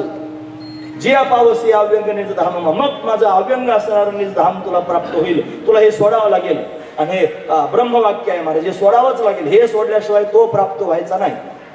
म्हणजे कृष्ण दर्शन लालसा, हे रुर्दुस्वरम राजन, कृष्ण दर्शन लालसा. कृष्णाच्या दर्शनाची लालसा पोटात निर्माण झाली आणि गोपिका सुस्वरात रडायला लागल्या. नुसत्या कृष्ण दर्शनाच्या लालसेने कृष्ण भेटत नसतो, त्याच्या आधी एक शब्द जीवनात यावा लागतो, त्याच्या संसार वासना, मग कृष्ण दर्शन लालसा. आधी संसाराची वासना टाकून द्यावी लागेल, मग कृष्ण दर्शनाची लालसा फळाला येईल. असा कृष्ण भेटत नाही, सामान्य नाही महाराज, विशेष आहे. मग तो प्राप्त करून घेण्याकरिता आधी पोटातली संसाराची वासना टाकून द्यावी लागेल. पण तसा तरी भेटणारच नाही महाराज. मग पाहतो ना, तो सुद्धा तपासून पाहतो, वाजून पाहतो की खरंच याला मी पाहिजे का. मी जर पाहिजे असेल तर काही करायला तयार होईल. साधं सामान्य संसारातल्या लोकांचं एखाद्याच्या ठिकाणी घोंगडं जर अडकलं असलं ना महाराज, तर त्याचं मन धरण्याकरिता काही करतो महाराज. कोणत्याही थराला जातो. त्याला बायको प्रिय वाटत असते तर ती प्रेमाचीच आहे, फार लाडी आहे महाराज, तिचं मन धरण्याकरिता हा जन्म खर्च करतो. तिला फक्त रुसून द्यायचं नाही, ती फक्त नाराज झाली नाही पाहिजे, ती फक्त रुष्ट झाली नाही पाहिजे, तिच्याकरिता काही पण. तो मुलगा त्यांनी महाराज त्या मुलाच्या ठिकाणी एवढा जीव अडकलेला असतो, म्हणेल तसं करायला तयार होतो. हिंद केसरी घराच्या बाहेर चालला आणि पोराने धोतर धरलं, बाबा बाबा म्हणला. मग काय करायचं? बाबा थांबला. बाबा हिंद केसरी कशाला म्हणायचं? मोठ्या मोठ्यांना चित करून टाकणारा. काय पाहिजे बाळा? बाबा मला घोडा. घोडा लगेच घोडा, 1 मिनिटात घोडा. वाकला की तुकडुक तुकडुक तुकडुक. घरोघर घोडे आहेत महाराज, बरोबर, तुकडे तुकडे चालूच आहेत सगळ्यांचे. मग किती आपले घोंगडे अडकलेले आहेत. हे जरा प्रॅक्टिकलात येतं कीर्तन, नाही का? हे वस्तुस्थितीवर येतं. याचा विचार लोकांनी केला पाहिजे. जर खरंच पांडुरंग हवा असला, खरं जर देव हवा असला तर सावध झालं पाहिजे, विचार केला पाहिजे. भक्ती वाचून जीवन जगायचं म्हणजे दुःखच भोगायचं. मग जर नाही भक्ती केली, नुसता संसारच जन्मभर करीत राहिला, संसाराच्या छंदात अडकला की मेला की परत जन्म होतो. मग एका एका युनिट कोटी कोटी वेळेला जावं लागतं. मग कधीतरी परत माणसाचा जन्म प्राप्त होऊन परत भक्तीच्या मार्गाला लागतो. असं तेवढं सोपं नाही महाराज. म्हणून तेवढी सोपी नाही भक्ती सुद्धा, फार कठीण आहे. त्याच्यामध्ये ते काठीण्य आहे. मग देव परीक्षा पाहतो त्या भक्तीमध्ये, खरंच माझा होतो का, खरंच माझ्यावर प्रेम आहे का, तो काय सामान्य आहे का? असा तसा तो जगाचा मालक आहे, अनंत कोटी ब्रह्मांडाचा नायक आहे, फार व्यापक आहे अनंत ब्रह्मांड, ज्याच्या एका रोमात त्यांनी वास्तव्य करतात एवढी ज्याची व्याप्ती आहे, असा सर्व सत्ताधीश असणारा परमात्मा तुमची परीक्षा पाहतो, तुम्ही खरंच त्याचे होता का? आणि एकदा का त्याच्या परीक्षेत तुम्ही उतरले मग तो तुमचाच, हा महत्वाचा विचार. म्हणून त्यांनी महाराज त्याला ते आवडतं. काय आवडतं? की तो त्यांनी महाराज माझ्याकरिता सर्वस्वाचा त्याग करतो का हे पाहणं त्याला आवडतं महाराज. मग तो पाहण्याकरिताच येतो. लेकरू का आपलं महाराज त्या सांगून येणं. ते मांस त्यांनी तयार करून त्याच्या समोर जेवायला वाढलं, जेवायला बसतात. नाही जेवायचं म्हणलं मला नाही, मी नाही जेवणार. म्हणे का? हा, तुम्ही बाल हत्यारे आहात. लहान लेकरू मारलं त्यांनी महाराज, तुम्हाला त्यांनी पाप लागले, मी तुमच्या घरचं खाणार नाही, आकांत करायला लागले. लेकरू गेलं, देव गेला, आता काय करायचं? मग भगवंताचं स्मरण काय माहित नाही ना, हा देव आहे म्हणून, फक्त अतिथी आहे एवढंच माहित होतं. फक्त त्या भगवंताचा स्मरण केलं महाराज, अट्टहास करून भगवान त्या परीक्षेमध्ये ते उत्तीर्ण झाल्याचं पाहून प्रगट झाला. लेकरू पण देऊन टाकलं आणि हृदयाला पण लावलं, देव पण भेटला. फार मोठी गोष्ट आहे. असाच आहे महाराज. गोरोबा काकाने हात कापून टाकले, मग दुसरी बायको त्यांनी महाराज केली. गेले पांडुरंगाच्या समोर, हात वर करा नामदेव महाराज म्हणले आणि भजन त्यांनी करायला लागले. त्या भजनामध्ये गोरोबा काकाने हात नाही वर केले. म्हणे का नाही केले? मला हातच नाहीत म्हणले टाळी वाजवायला. मग काय करायचं? तुम्ही हात वर करा म्हणजे दुंडेच हात होते, मनगट एकमेकावर आदळायला लागले, हातच आले महाराज टाळी वाजवता वाजवता. चरित्र आहे तसं. आणि त्या दोन्ही बायका समोर आले, म्हणजे वा रे वा पांडुरंगा, तुझा न्याय फार चांगला आहे. म्हणे काय? तुझा भक्त म्हणून त्याचे हात देऊन टाकले. आणि ती थोरली बायको ती म्हणजे माझं लेकरू मारून टाकलं यानं पायाखाली उड्या मारून मारून तुझ्या छंदात. लेकराचं काय करायचं? हाक मार म्हणले तुझ्या लेकराला. हाक मारले की लेकरू धावतच आलं. लेकरू देऊन टाकलं. परीक्षा घेतो, खरंच माझ्याकरिता नुसती विठोबाची आण घातली होती महाराज. हात लावायचं नाही माझ्या अंगाला, तुम्हाला विठोबाची आण नाहीच. बायकोच्या अंगाला हात लावला. दुसरी बायको करून, तिची सख्खी बहीण होती, तिचं नाव रानू होतं. आणि ती सख्खी बहीण त्यांनी बायको करून दिली. सासऱ्यानं बोलवून केले. त्यांना माहित होतं जावई फार चांगला आहे. आणि जाता जाता म्हणले, जावई बापू, माझ्या पहिल्या मुलीला जसं सांभाळता तसंच दुसऱ्या मुलीला सांभाळा, तुम्हाला विठोबाची आण आहे. आता पहिलीच्या अंगाला हात लावतो, दुसरीच्या अंगाला हात लावायचा नाही, आता कसा संसार व्हायचा? म्हणून तसंच पथ्य पाळलं. तिच्या अंगाला नवी नवरी घरी नेली पण तिला स्पर्श करायचा नाही. असं जीवन त्यांनी कोणाकरिता? फक्त विठोबा करता देऊन टाकला संसार सगळा. कोणाकरिता? विठोबा करता. म्हणून आवडले गोरोबा काका, म्हणून त्यांनी सगळे संत आवडले. तो देव छातीच कापून त्यांनी छातीमध्ये बसवला सावता महाराजांनी. उगाच पुण्य तिथे होत नाहीत महाराज. त्याचं कारण देव पोटात साठवला, संसार काढून टाकला, देव पोटात घातला. म्हणून आवडले महाराज सावता महाराज. किती वर्णन करून सांगू. हे सगळे संत का आवडले? त्याचं कारण त्यांनी संसारावरचं पूर्ण प्रेम त्यांनी महाराज काढून टाकलं आणि ते संपूर्ण प्रेम भगवंताच्या ठिकाणी लावलं. आणि म्हणून भगवंताला ते प्रिय झाले. आणि ही सर्वात श्रेष्ठ असणारी भक्ती ठरली. काय भक्ती आहे? जी देवाला आवडणारी भक्ती आहे. कोणती भक्ती आहे? संसारावरचं पूर्णपणे प्रेम काढून टाकावं आणि फक्त भगवंतावरच प्रेम करावं, याचं नाव आहे भक्ती. आणि हीच भक्ती आहे ती देवाला आवडणार. याची थोर भक्ती आवडते देवा, संकल्पावी माया संसाराची. माया शब्दाचा अर्थ वेदांतातली माया घ्यायची नाही. आज मला वेदांत सांगायचं नाही. भक्ती, माया म्हणजे प्रेम. संसारावर असणारं प्रेम टाकून द्यायचं. जरा शब्दांकडे लक्ष द्या अभंगांमध्ये. याचा अर्थ संसार टाकून द्यायचा असा अर्थ नाही केला. बायको सोडून द्यायचा असा अर्थ नाही. मुलं सोडून द्यायचे आणि घर सोडून द्यायचं असा अर्थ लावायचा नाही. सोडायला काय सांगितलंय? संसारावरची माया, संसारावरचं प्रेम टाकायला लावलंय. तुम्ही संसार त्यांनी करत आहात, संसारामध्ये पदार्पण केलेला आहे. तो संसार तुमच्या कपाळानं आल्याप्रमाणे तुम्ही त्यांनी भोगत आहात. जसं तुमच्या प्रारब्धानं आलं असेल ते सगळे कर्म तुम्ही करा. ते म्हणतात आले भागाती करीतो तुझे नाम उच्चारे. म्हणून आपल्या वाटेला जे कर्तव्य आलेले ते कर्तव्य इमानदारीनं धर्मानं करायचं. आणि ते सगळं करत असताना त्याच्यामध्ये आसक्त व्हायचं नाही. त्याच्यामध्ये आपलं प्रेम जडू द्यायचं नाही. आपलं प्रेम भगवंताला द्यायचं आणि कर्म मात्र त्यांनी देह काम करीत. मन गोविंद देव. देह त्यांनी काम करणार आहे प्रपंचातलं. मन गोविंदाच्या ठिकाणी व्हायचं. देवानं अर्जुनाला सांगितलं, अर्जुना तुला जर त्यांनी खरंच भक्ती करायची असेल तर मन मना भवमत भक्तो मध्याज माम नमस्कुरु मामे वैशिष्य सत्यं ते प्रतिजाने प्रियोसी मे.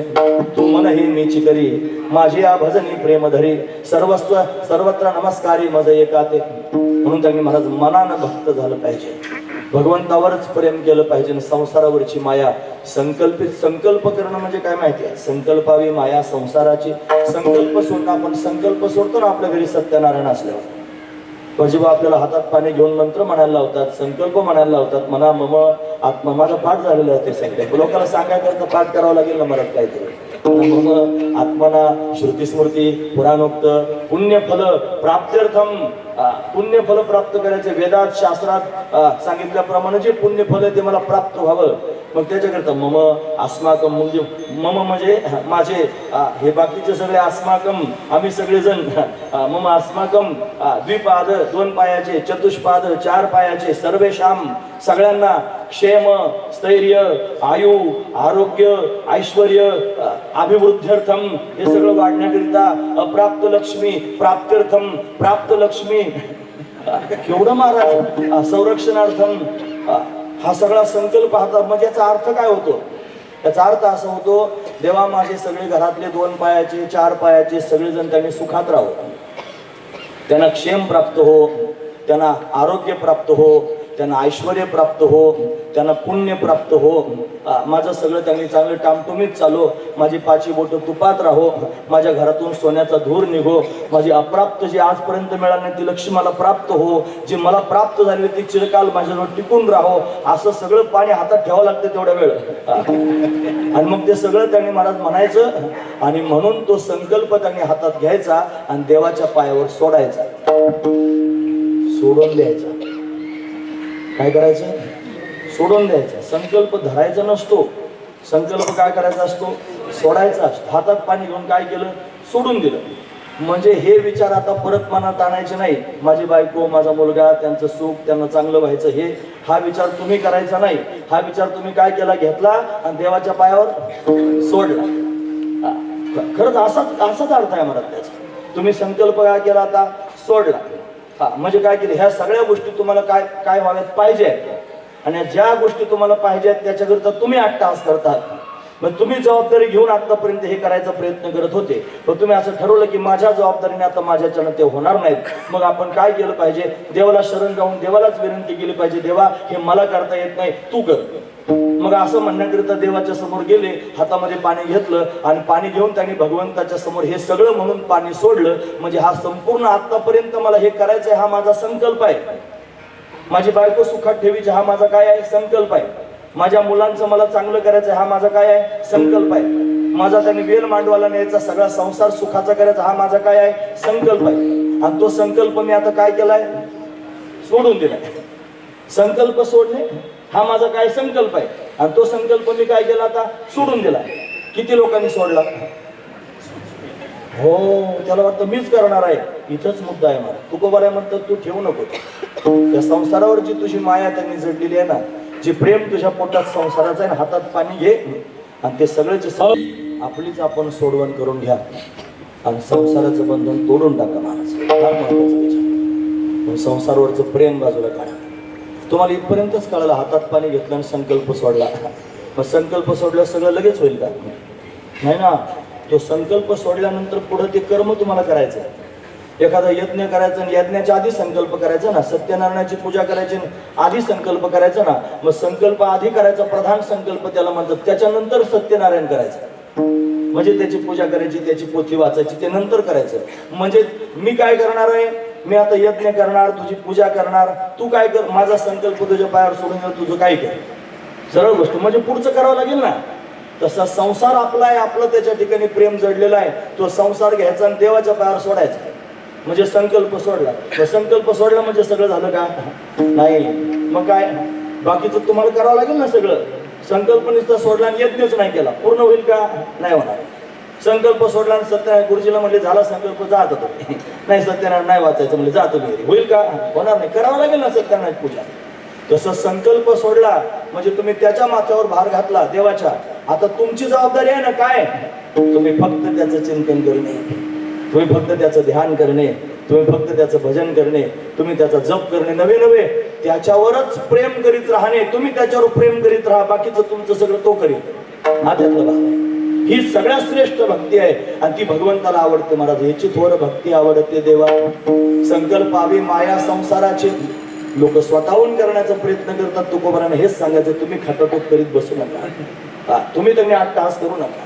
तुम्ही त्यांनी भगवंताच्या जीवावर त्यांनी मस्त राहा. आणि तुम्ही फक्त एकच काम करा, तुमच्या वाट्याला आलेले जे कर्म आहे ती इमानदारीने करत करत भगवंताचं नामचिंतन करा. फलाची अपेक्षा करू नका. कर्मण्येवाधिकार असते मा फलेषु कदाचन मा कर्मफल हे दुर्भुर मा ते संगस्त्व कर्मणी. तुम्ही फक्त कर्म करा. कर्म करण्याचा तुमचा अधिकार आहे. फल प्राप्त करून देणारा तो आहे. म्हणून तुमच्या वाट्याला आलेलं कर्म तुम्ही इमानदारीने करा. त्या संसारावर प्रेम तुमचं ठेवू नका, प्रेम भगवंतावर ठेवा. हे म्हणण्याचं तात्पर्य, जो अशा पद्धतीने भगवंतावर प्रेम करेल आणि भगवान त्याला सांभाळेल. महाराज ज्यानं सर्वस्वच देवाला देऊन टाकलं त्याला जन्मभर त्यांनी सांभाळण्याची जबाबदारी देवाची आहे. महाराज तो म्हणतो, अनन्याश्चिंतयन्तो माम ये जना परिपासते तेषां नित्याभियुक्तानां योगक्षेमं वहाम्यहम्. विवाह होतो ना, विवाह आपल्याकडची पद्धत आहे. विवाहामध्ये त्यांनी विवाह झाल्यानंतर त्या नवरीच्या समोर माईक धरला जातो आणि तिला म्हणतात तू नाव घे. मग हजारो लोक समोर असतात, त्या सगळ्या लोकांच्या समोर ती नवरी एकदा त्या नवरदेवाचं नाव घेते. मग हजार लोकांच्या समोर तिने एकदा त्या नवऱ्याचं नाव घेतलं तरी जन्मभर तिला सांभाळण्याची जबाबदारी त्या नवऱ्याची असते. सरळ गोष्ट आहे. घरातच जीव देत नाही त्या नवरीला तसे महाराज. ते चौकटच अडवली जाते, तिची कोण असते ती अडवते. आणि अडवल्यानंतर मग ते नाव घे पहिलं तू. मग तिला नाव घ्यायला लावतात. मग ती नाव घेते महाराज त्या नवऱ्या. त्यात ते बऱ्याच गोष्टी असतात त्याच्यात, वाकडं तिकडं अक्षर घालून त्यांनी नाव घेतलं जातं. ते नाव तिने घेतल्यानंतर मग पक्क होतं की हे आता घरात घुसली कोणाच्या नावाने, त्या नवरदेवाच्या नावाने घरात घुसली. मग आता त्याची जबाबदारी कोणावर, त्या नवरदेवावर. हा महत्वाचा विचार आहे. तुम्ही रामकृष्णारी म्हणता म्हणजे काय करतात, त्याचं नाव घेतात. मग तुमची जबाबदारी कोणावर, त्याच्यावर. त्या नवरीनं जसं त्यांनी त्याचं नाव कोणत्या भावनेने घेतलेलं आहे की तो माझा मालक आहे, भक्ती ऐकणं पण आधी समर्पण, त्याच्या ठिकाणी मी समर्पित आहे. कोणाच्या, भगवंताच्या. त्याच्याकरिता माझं जीवन मी संयमित ठेवलेलं आहे. कोणाच्या, भगवंताच्या. माझं जीवन मी सदाचारानं अशा पद्धतीनं व्यतीत करणार आहे. कोणाच्या नावे, त्याच्या नावे. माझ्या जीवनामध्ये त्यांनी महाराज प्रेम हा त्यांनी प्राण आहे. मग मी प्रेम करणार आहे कोणावर, त्याच्यावर. जशी ती नवरी त्यांनी महाराज त्या नवऱ्यावर अशा सगळ्या पद्धतीनं प्रेम करते, तसं आपण सुद्धा त्यांनी महाराज आपलं जीवन भगवंताच्या नावे जर त्यांनी समर्पित केलं तर भगवान आपली जबाबदारी घेईल. मग ती नवरी जर नांदायला गेली तर नांदायला गेल्यानंतर तिनं कसं राहायचं, जसं नवरदेव ठेवील तसं राहायचं. तुकोबारा म्हणतात, तुका म्हणे नग्न भाज तरी ते लाज काऊन अशी. ती गेली त्यांनी नांदायला आणि तिच्या अंगावर अंग भरून कपडेच नव्हते घालायला. मग ती साडी होती. पूर्वीच्या काळात त्या दंड गेलेल्या साड्या असायच्या. दंड कळतो का तुम्हाला, खेड्यात राहायचं. मग दोन त्यांनी खराब झालेल्या साड्या का घ्यायच्या, त्यातला चांगला भाग काढायचा आणि मध्ये शिवून घ्यायचा आणि त्याला दंड देणे असं म्हणतात. मग असे दंड देऊन त्यांनी दोन काही वेळेला तिरंगा सुद्धा असतो, तीन त्यांनी एकत्र करायचे, फाटलेले काढून टाकायचे, 3 वस्त्र एकत्र करायचे, मग ती साडी नेसायची. का नेसायची, नवऱ्याची आणीबाणी.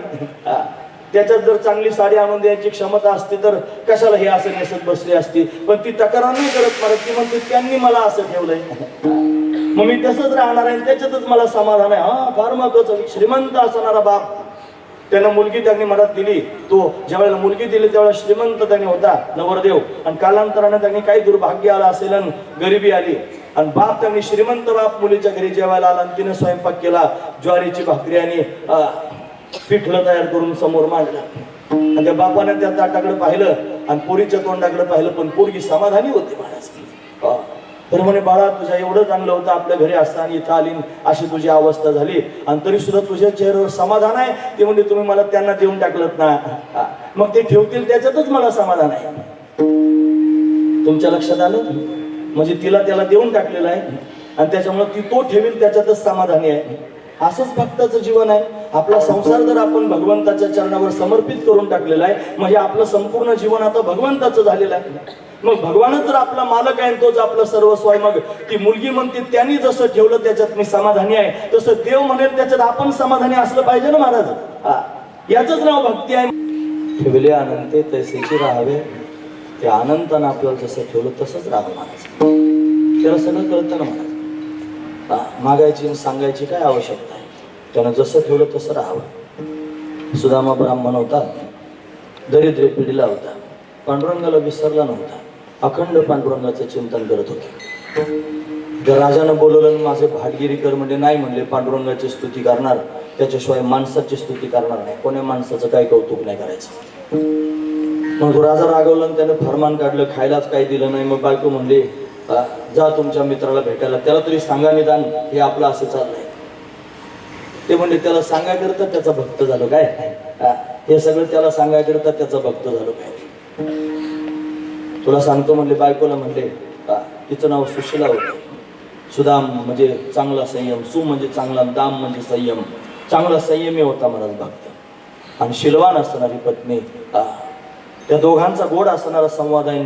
सुदामजी पत्नीला सांगतात, वेडे तुला माहिती आहे का, सांगावं त्याला लागतं ज्याला काही कळत नाही. सांगावं त्याला लागतं ज्याला कळत नाही. दंड दिलेली साडी नेसल्यानंतर नवऱ्याला सांगायची गरज आहे का?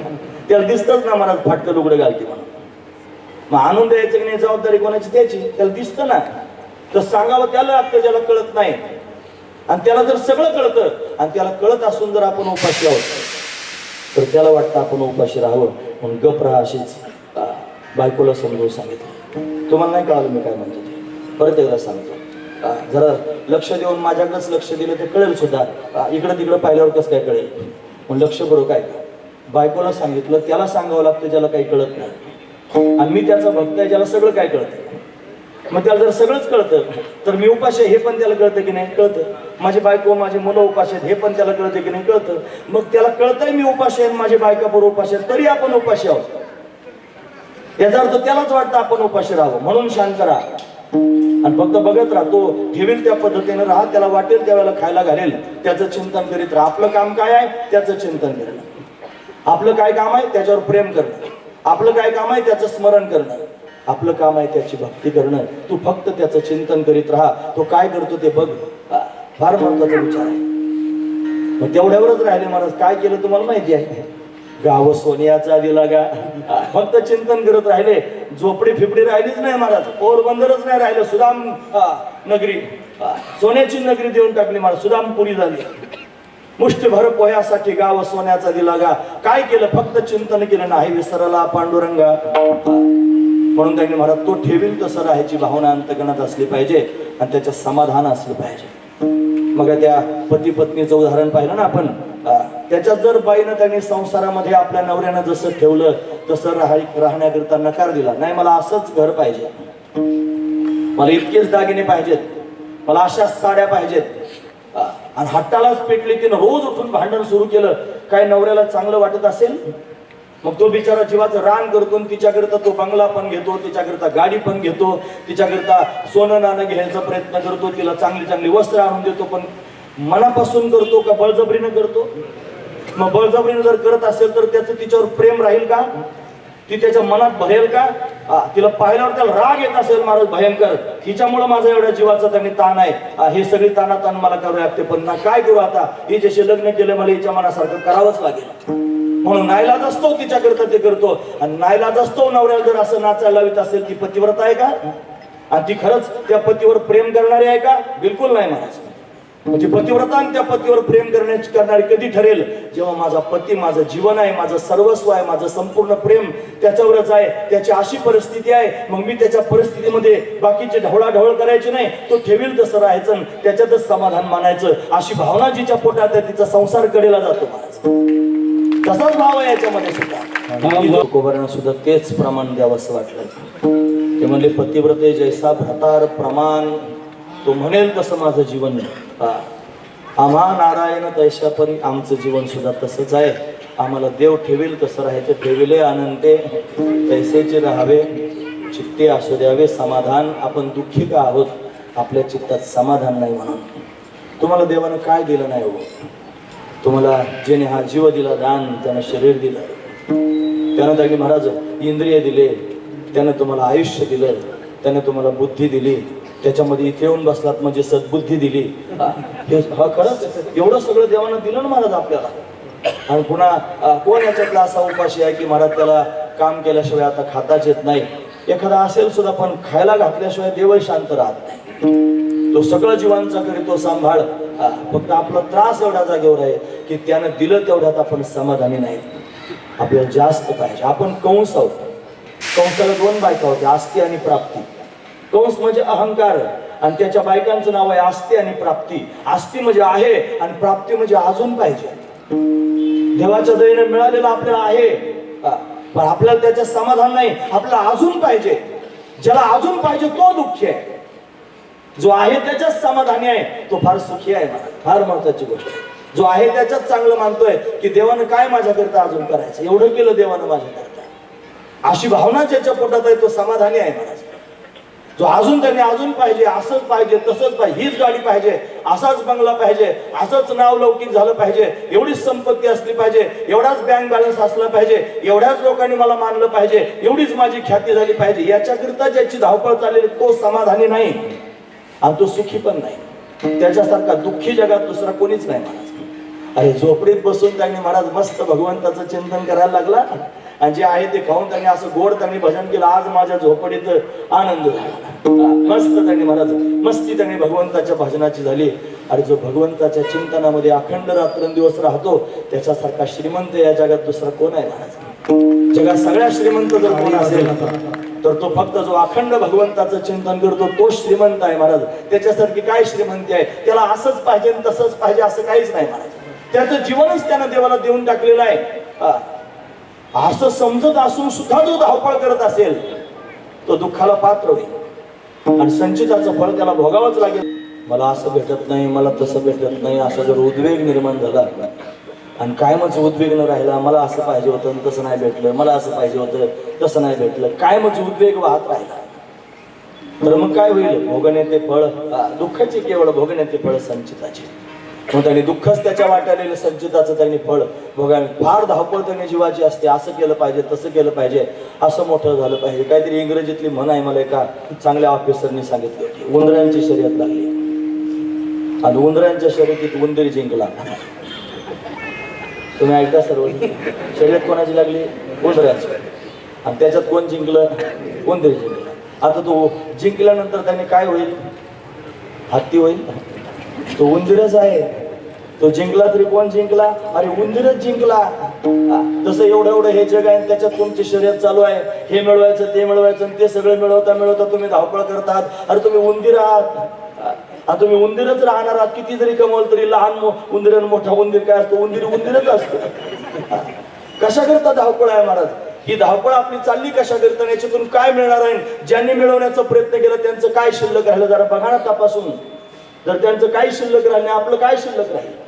मग याच्याकरिता जर धावपळ करून आपलं अमूल्य किमतीचं आयुष्य जीवन जर बर्बाद करत असाल आणि असमाधानी होऊन उद्विग्न होऊन त्यांनी महाराज जर जीवन जगत असाल, दुःखाला पात्र व्हाल आणि संचिताचं फळ तर भोगावंच लागेल. ते कोणाच्या बापाला चुकत नाही, सगळ्यांनाच भोगावं लागतं. मग काय केलं पाहिजे, काही नाही केलं पाहिजे, निश्चळ झालं पाहिजे, विचाराचा परमार्थ केला पाहिजे, विचार आरूढ झालं पाहिजे, भगवंताला आपलं मालक समजलं पाहिजे, तो सर्व सत्ताधीश आहे असं जाणलं पाहिजे आणि जाणून त्याची शरणागती करून त्यांनी संपूर्ण भार त्याच्यावर घातला पाहिजे. जर संपूर्ण भार त्यांनी भगवंतावर घातला तर तो परमात्मा तुम्हाला सांभाळल्याशिवाय राहणार नाही. म्हणून तुकोबाराय म्हणतात, आम्ही काय करू, संसारात लोकांना समाधान होत नाही, परमार्थात कसं होईल महाराज, परमार्थ सतत करत राहावं असं वाटेल.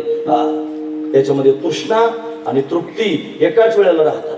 तृष्णा म्हणजे तहान, फार तहान लागलेली असते भगवंताच्या प्रेमाची, आणि तृप्ती भगवान प्रत्यक्ष भेटला की तृप्तही होतो. पण एकदा भेटल्याने काय समाधान थोडंच होतं महाराज. आता दृष्टी पुढे ऐसा चतुर आहे, जो मी तुझं पाहे पांडुरंगा, परत परत तुला पाहत राहावं असं वाटणं.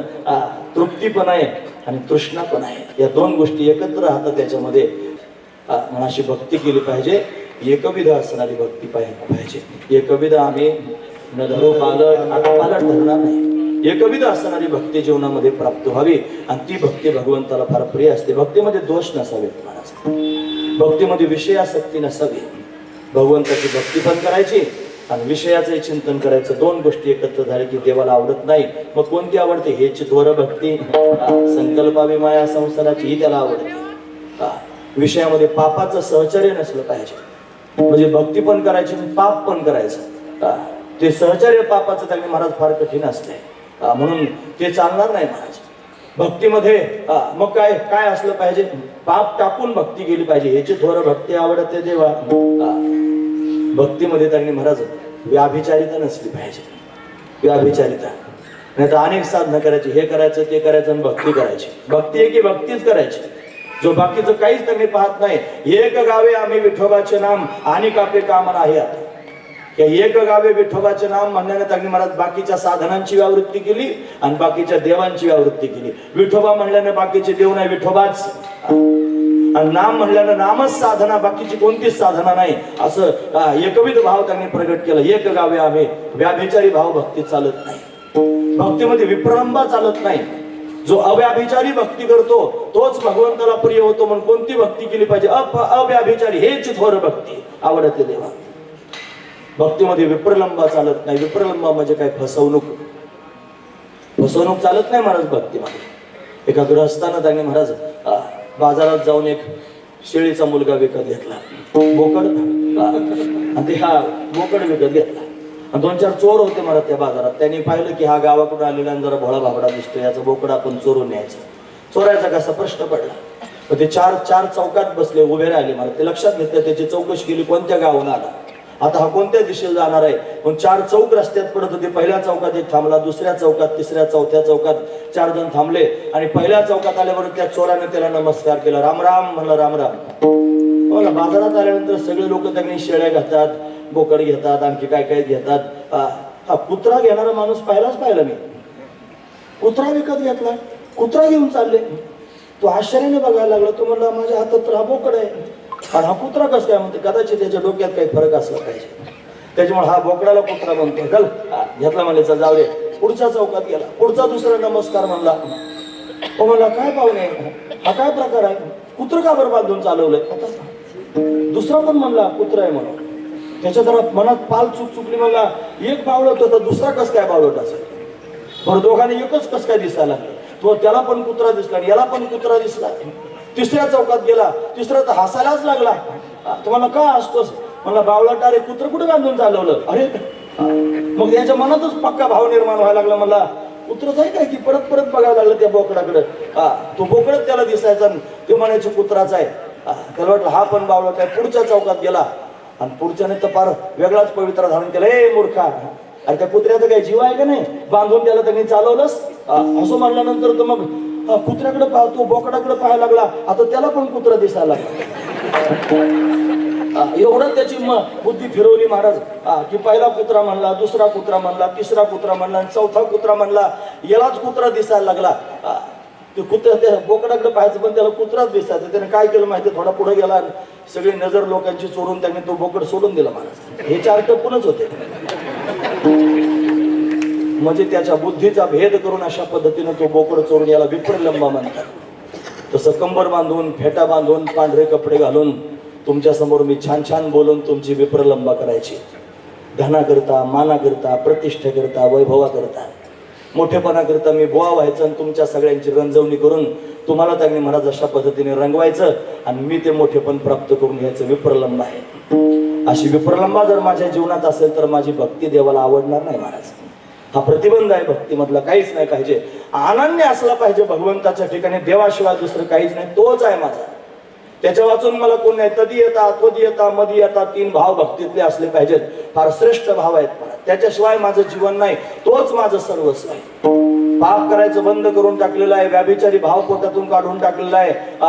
सगळं त्याने विषयाचा आसक्ती त्यांनी सोडून दिलेली आहे. विप्रलंबा तर करीतच नाही आणि सर्वस्व देवाच्या चरणी समर्पित करून टाकले. त्याच्या वाचून दुसरं कोणीच नाही.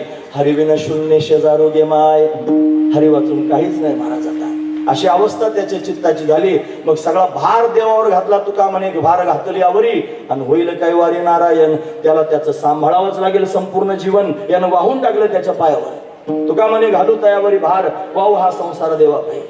या सगळ्या दोषांना दूर करून जर हेच थोर भक्ती आपण केली तर देवाला आवडेल आणि देव आपल्यावर त्यांनी फार सगळं करायला तयार होईल महाराज. अभंग काढल्यात आपण म्हणतो, उचे नीच काही नेणे भगवंत, दिष्टे भाव भक्ती देखून या, दासी पुत्र कन्या विदुराच्या भक्षी, दैत्या घरी रक्षी प्रल्हादासी, चर्मरंगू लागे रोहिदासा संगे कबीराच्या मागे शिरविणे, सजन कसा या विगू लागे मास, माळ्या सावत्यास खुरपू लागे का खुरपू लागे. नरहरी सोनारा घोडू फुंकू लागे पण का घोडू फुंकू लागे. चोख्या मळ्या संगे ढोरे उडी पण का ढोरे उडी. त्याचं कारण काय आहे? त्यांनी भक्ती केली. आणि कोणती भक्ती केली? हेची भक्ती केली, जी संपूर्ण त्यांनी माया संसाराची सोडली आणि याच्यावर प्रेम केलं. ही थोर असणारी भक्ती त्यांनी केली. त्यांनी संसार सोडला नाही, त्यांचा संसार भगवंताच्या प्रेमानं सुटला. ते संसार विसरून गेले महाराज. हा महत्वाचा विचार आहे. एक भोळा भक्त होता, 2 मिनिटात त्याचं उदाहरण सांगून थांबतो. अतिशय भोळा होता, त्याचं नावच भोळा होतं महाराज. रामाची भक्ती करत होता. रामजी महत्वाची गोष्ट आहे. रामजी नंतर वृंदावनामध्ये एक मोठे त्यांनी साधू संत होते आणि ते त्यांनी महाराज अशा पद्धतीनं त्यांना जज साहेब म्हणायचे. जज साहेब. अरे जज साहेब, साधूला कुठं जज म्हणतात का? पण जज साधू झाला होता. का झाला होता त्याचं कारण आहे का? फार महत्वाचा मुद्दा आहे महाराज. तो भक्त होता भोळा आणि मंदिरामध्ये त्यांनी महाराज रामाची भक्ती करत होता. त्याचं जीवन लहानपणापासून रामाच्या भक्तीतच. काय झालं की रामजी आहे ना, रामजी आहे ना, मग त्यांनी काय खायला प्यायला कमी पडलं की रामजी आहे ना, राम खाऊ घालीत होता महाराज. मोठा झाला, भोळा भावडाच होता तरी पण त्याचं लग्न झालं. मग संसार कसा करील आता भोळा? तुम्हाला रामजी आहे ना, रामानंच सगळा संसार ओढायला सुरुवात केली. मग मोठा त्याला 2-3 लेकरं झाले, मुलगा त्यांनी झाला, मुली झाल्या. त्या मुलींचं लग्न त्यांनी करायचं होतं. आता ते लग्न मुलींचं म्हणल्यावर काय सोपं असतं का? त्याला फार कष्ट असतात, त्याला खर्च असतो. मग कुठून त्यांनी खर्च करायचा म्हणून सावकाराकडे गेला. हा भोळा बाबडाच होता, त्याचं नाव भोलाच होतं महाराज.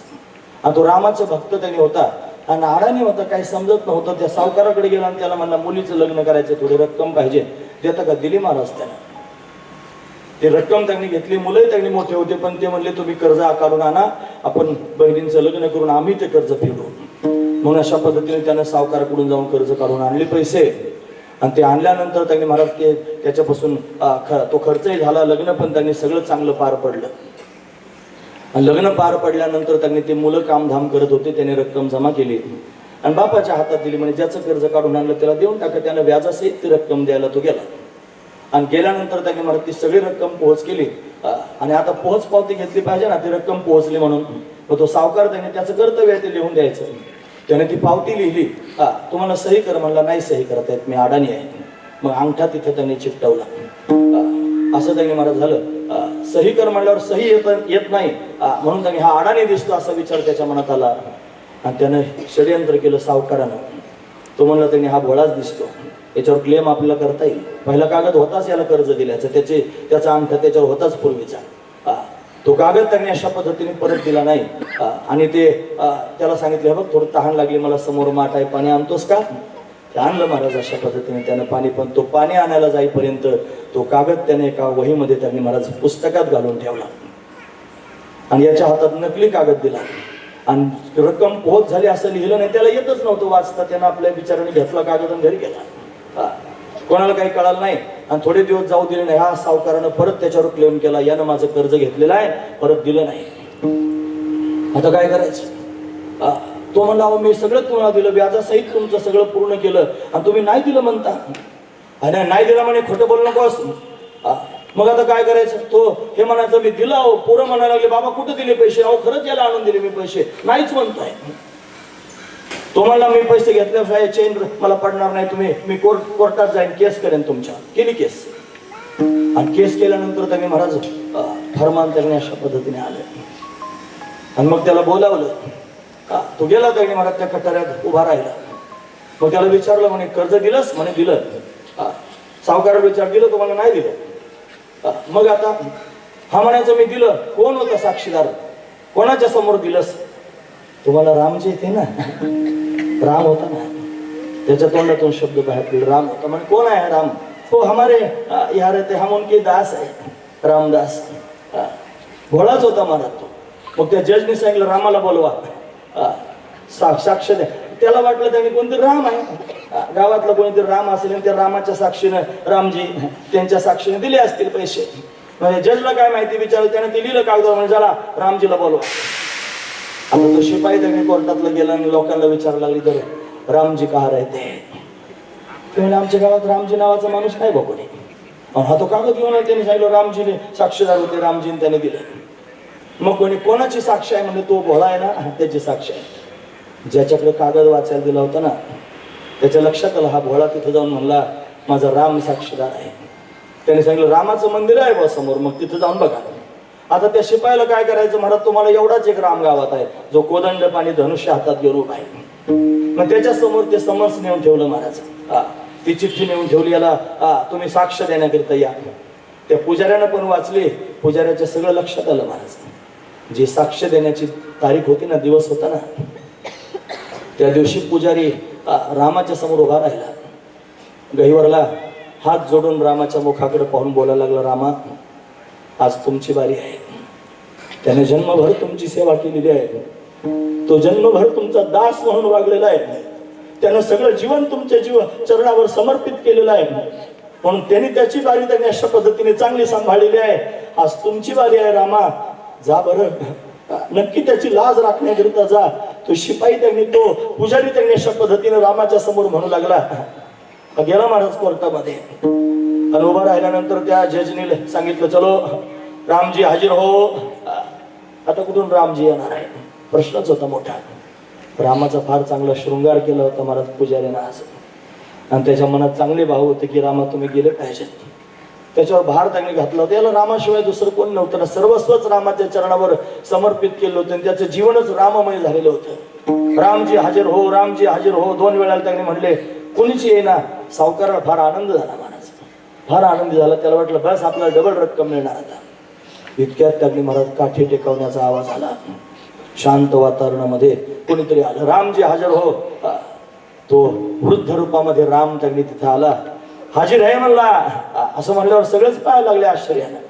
त्याला बोलावलं त्यांनी महाराज समोर आणि मग विचारलं, याला कर्ज त्यांनी परत देताना तुम्ही होतात? तो म्हणले मी होतो ना. काय पुरावा आहे तुमच्याकडे?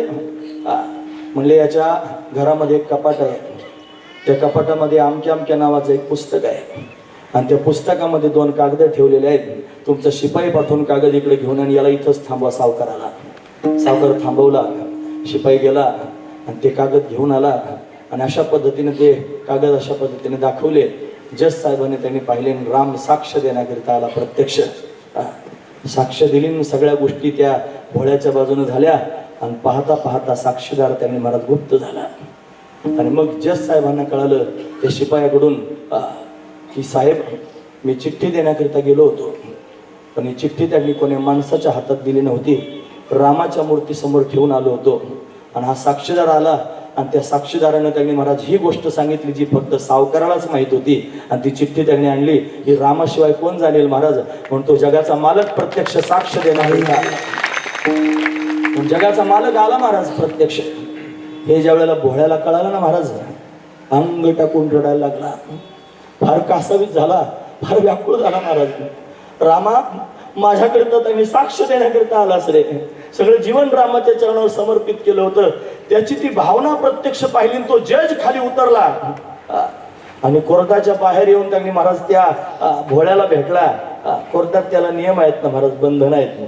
तो बाहेर आला आणि त्या जजने त्या भोळ्याच्या समोर साष्टांग प्रणिपात केला. भोळ्या एकदा तुझा राम मला दाखव रे, मला तो पाहायचा आहे, असा दिसणारच नाही. आणि म्हणून त्यांनी मला त्या भोळ्यानं राम प्रत्यक्ष दाखवला. त्या जजने नोकरी सोडून दिली आणि तो त्यांनी महाराज वृंदावनात जाऊन भगवंताचं चिंतन करत बसला. भार घातला. राम कैवारी झाला आणि सांभाळण्याकरिता आला. हेच थोर भक्ती आवडते देवा. सर्वस्व त्याच्या पायावर समर्पित करून टाकलं. पण भगवान प्रसन्न झाला आणि प्रसन्न होऊन सगळं काही करण्याकरिता आला. आपल्या पोटात तेवढी धमक तयार होते का बघा, मी माझा अंतकरण तपासतो, तुम्ही तुमचा अंतकरण तपासा. जर आपल्या अंतकरणात खरंच संसार भगवंताच्या चरणावर समर्पित करण्याची धमक निर्माण झाली तर राम आपली पण साक्ष देण्याकरिता येईल. एवढं पक्क लक्षात ठेवा. फार महत्वाचा विचार आहे. असं जीवन त्यांनी साधू संतांचं आहे. आणि म्हणून हीच थोर भक्ती आहे आणि ही भगवंताला आवडणारी भक्ती आहे. संसारावरची माया त्यांनी दूर करणारी ही भक्ती देवाला आवडते. जसं त्यानं ठेवलं तसं राहून त्याच्या समाधान मानणं ही भक्ती देवाला आवडते. उद्वेग न वाहता त्यांनी महाराज अशा पद्धतीने संचितावर त्याच्यावर त्यांनी महाराज अशा पद्धतीने भार देऊन राहणं हे भगवंताला आवडतं. आणि सगळा भार त्याच्या चरणावर घालून त्यांनी महाराज त्याचं चिंतन करीत राहणं हे त्याला आवडतं. याचं नाव आहे भक्ती. आणि ती भक्ती संत महापुरुषांनी केली. कोणी कोणी केली माहिती आहे? सांगू का? हे ज्ञानेश्वर माऊली, ज्ञानेश्वर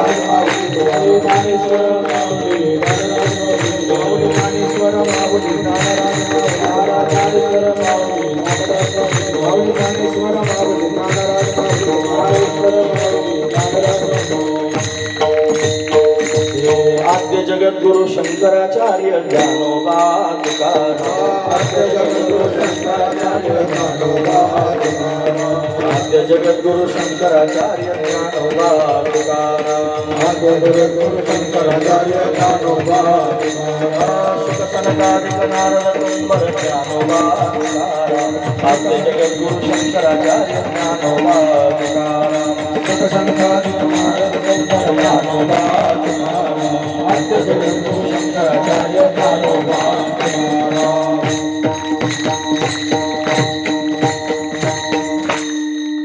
यथावकाश भगवंताची सेवा करण्याचा प्रयत्न केला. झाली सेवा भगवंताच्या चरणी समर्पित करून याच ठिकाणी थांबूया.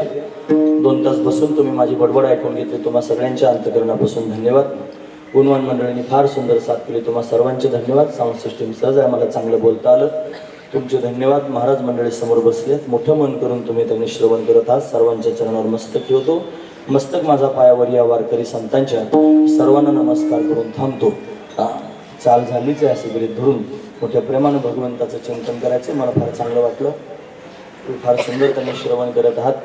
जास्त किचकट त्यांनी बोलून लोकांना समजत नाही, वेळही संपून जातो. काय सोपं आहे का महाराज? एवढं त्यांनी एवढं 12 वाजता आम्ही तिथून निघालो. 12, 12:15, 12:30 निघालो असेल फार तर. आणि इथं त्यांनी महाराज एवढा प्रवास करून आलो आणि इथे येऊन डबड्यात खडे घालून खडखड खडखड वाजवायसारखं तुम्हाला सांगायचं. तुम्हाला कळलं नाही, मला कळलं नाही. का गय तू का नाही, क्याला आहे तू कुछ नाही. त्याचं काय उपयोग आहे? मलाही समाधान प्राप्त व्हावं भगवंताच्या प्रेमाचं आणि तुम्हालाही समाधान प्राप्त व्हावं भगवंताच्या प्रेमाचं. तेच प्रेम अतिशय महत्त्वाचं आहे आणि त्या अभंगातून त्यांनी भक्तीच्या रूपानं पण अशा ठिकाणी पाहिलेलं आहे. असो म्हणून सगळ्यांचे धन्यवाद करतो. या सगळ्या महाराज मंडळाला पाहून फार चांगलं वाटलं. पंढरपूरचीच आठवण आहे. तुम्ही पंढरपूरला त्यांनी कीर्तन श्रवण करण्याकरिता समोर त्या गौतम विद्यालयात येऊन बसतात. मला असं वाटलं पंढरपुरातच माझं कीर्तन आहे की काय अर्थ असो. म्हणून सगळेजण त्यांनी फार श्रद्धेनं श्रवण करत आहेत. सर्वांना नमस्कार करतो आणि मोठ्या प्रेमानं भगवंताचं चिंतन करतो. ते कसं? हे विठ्ठल जय जय श्री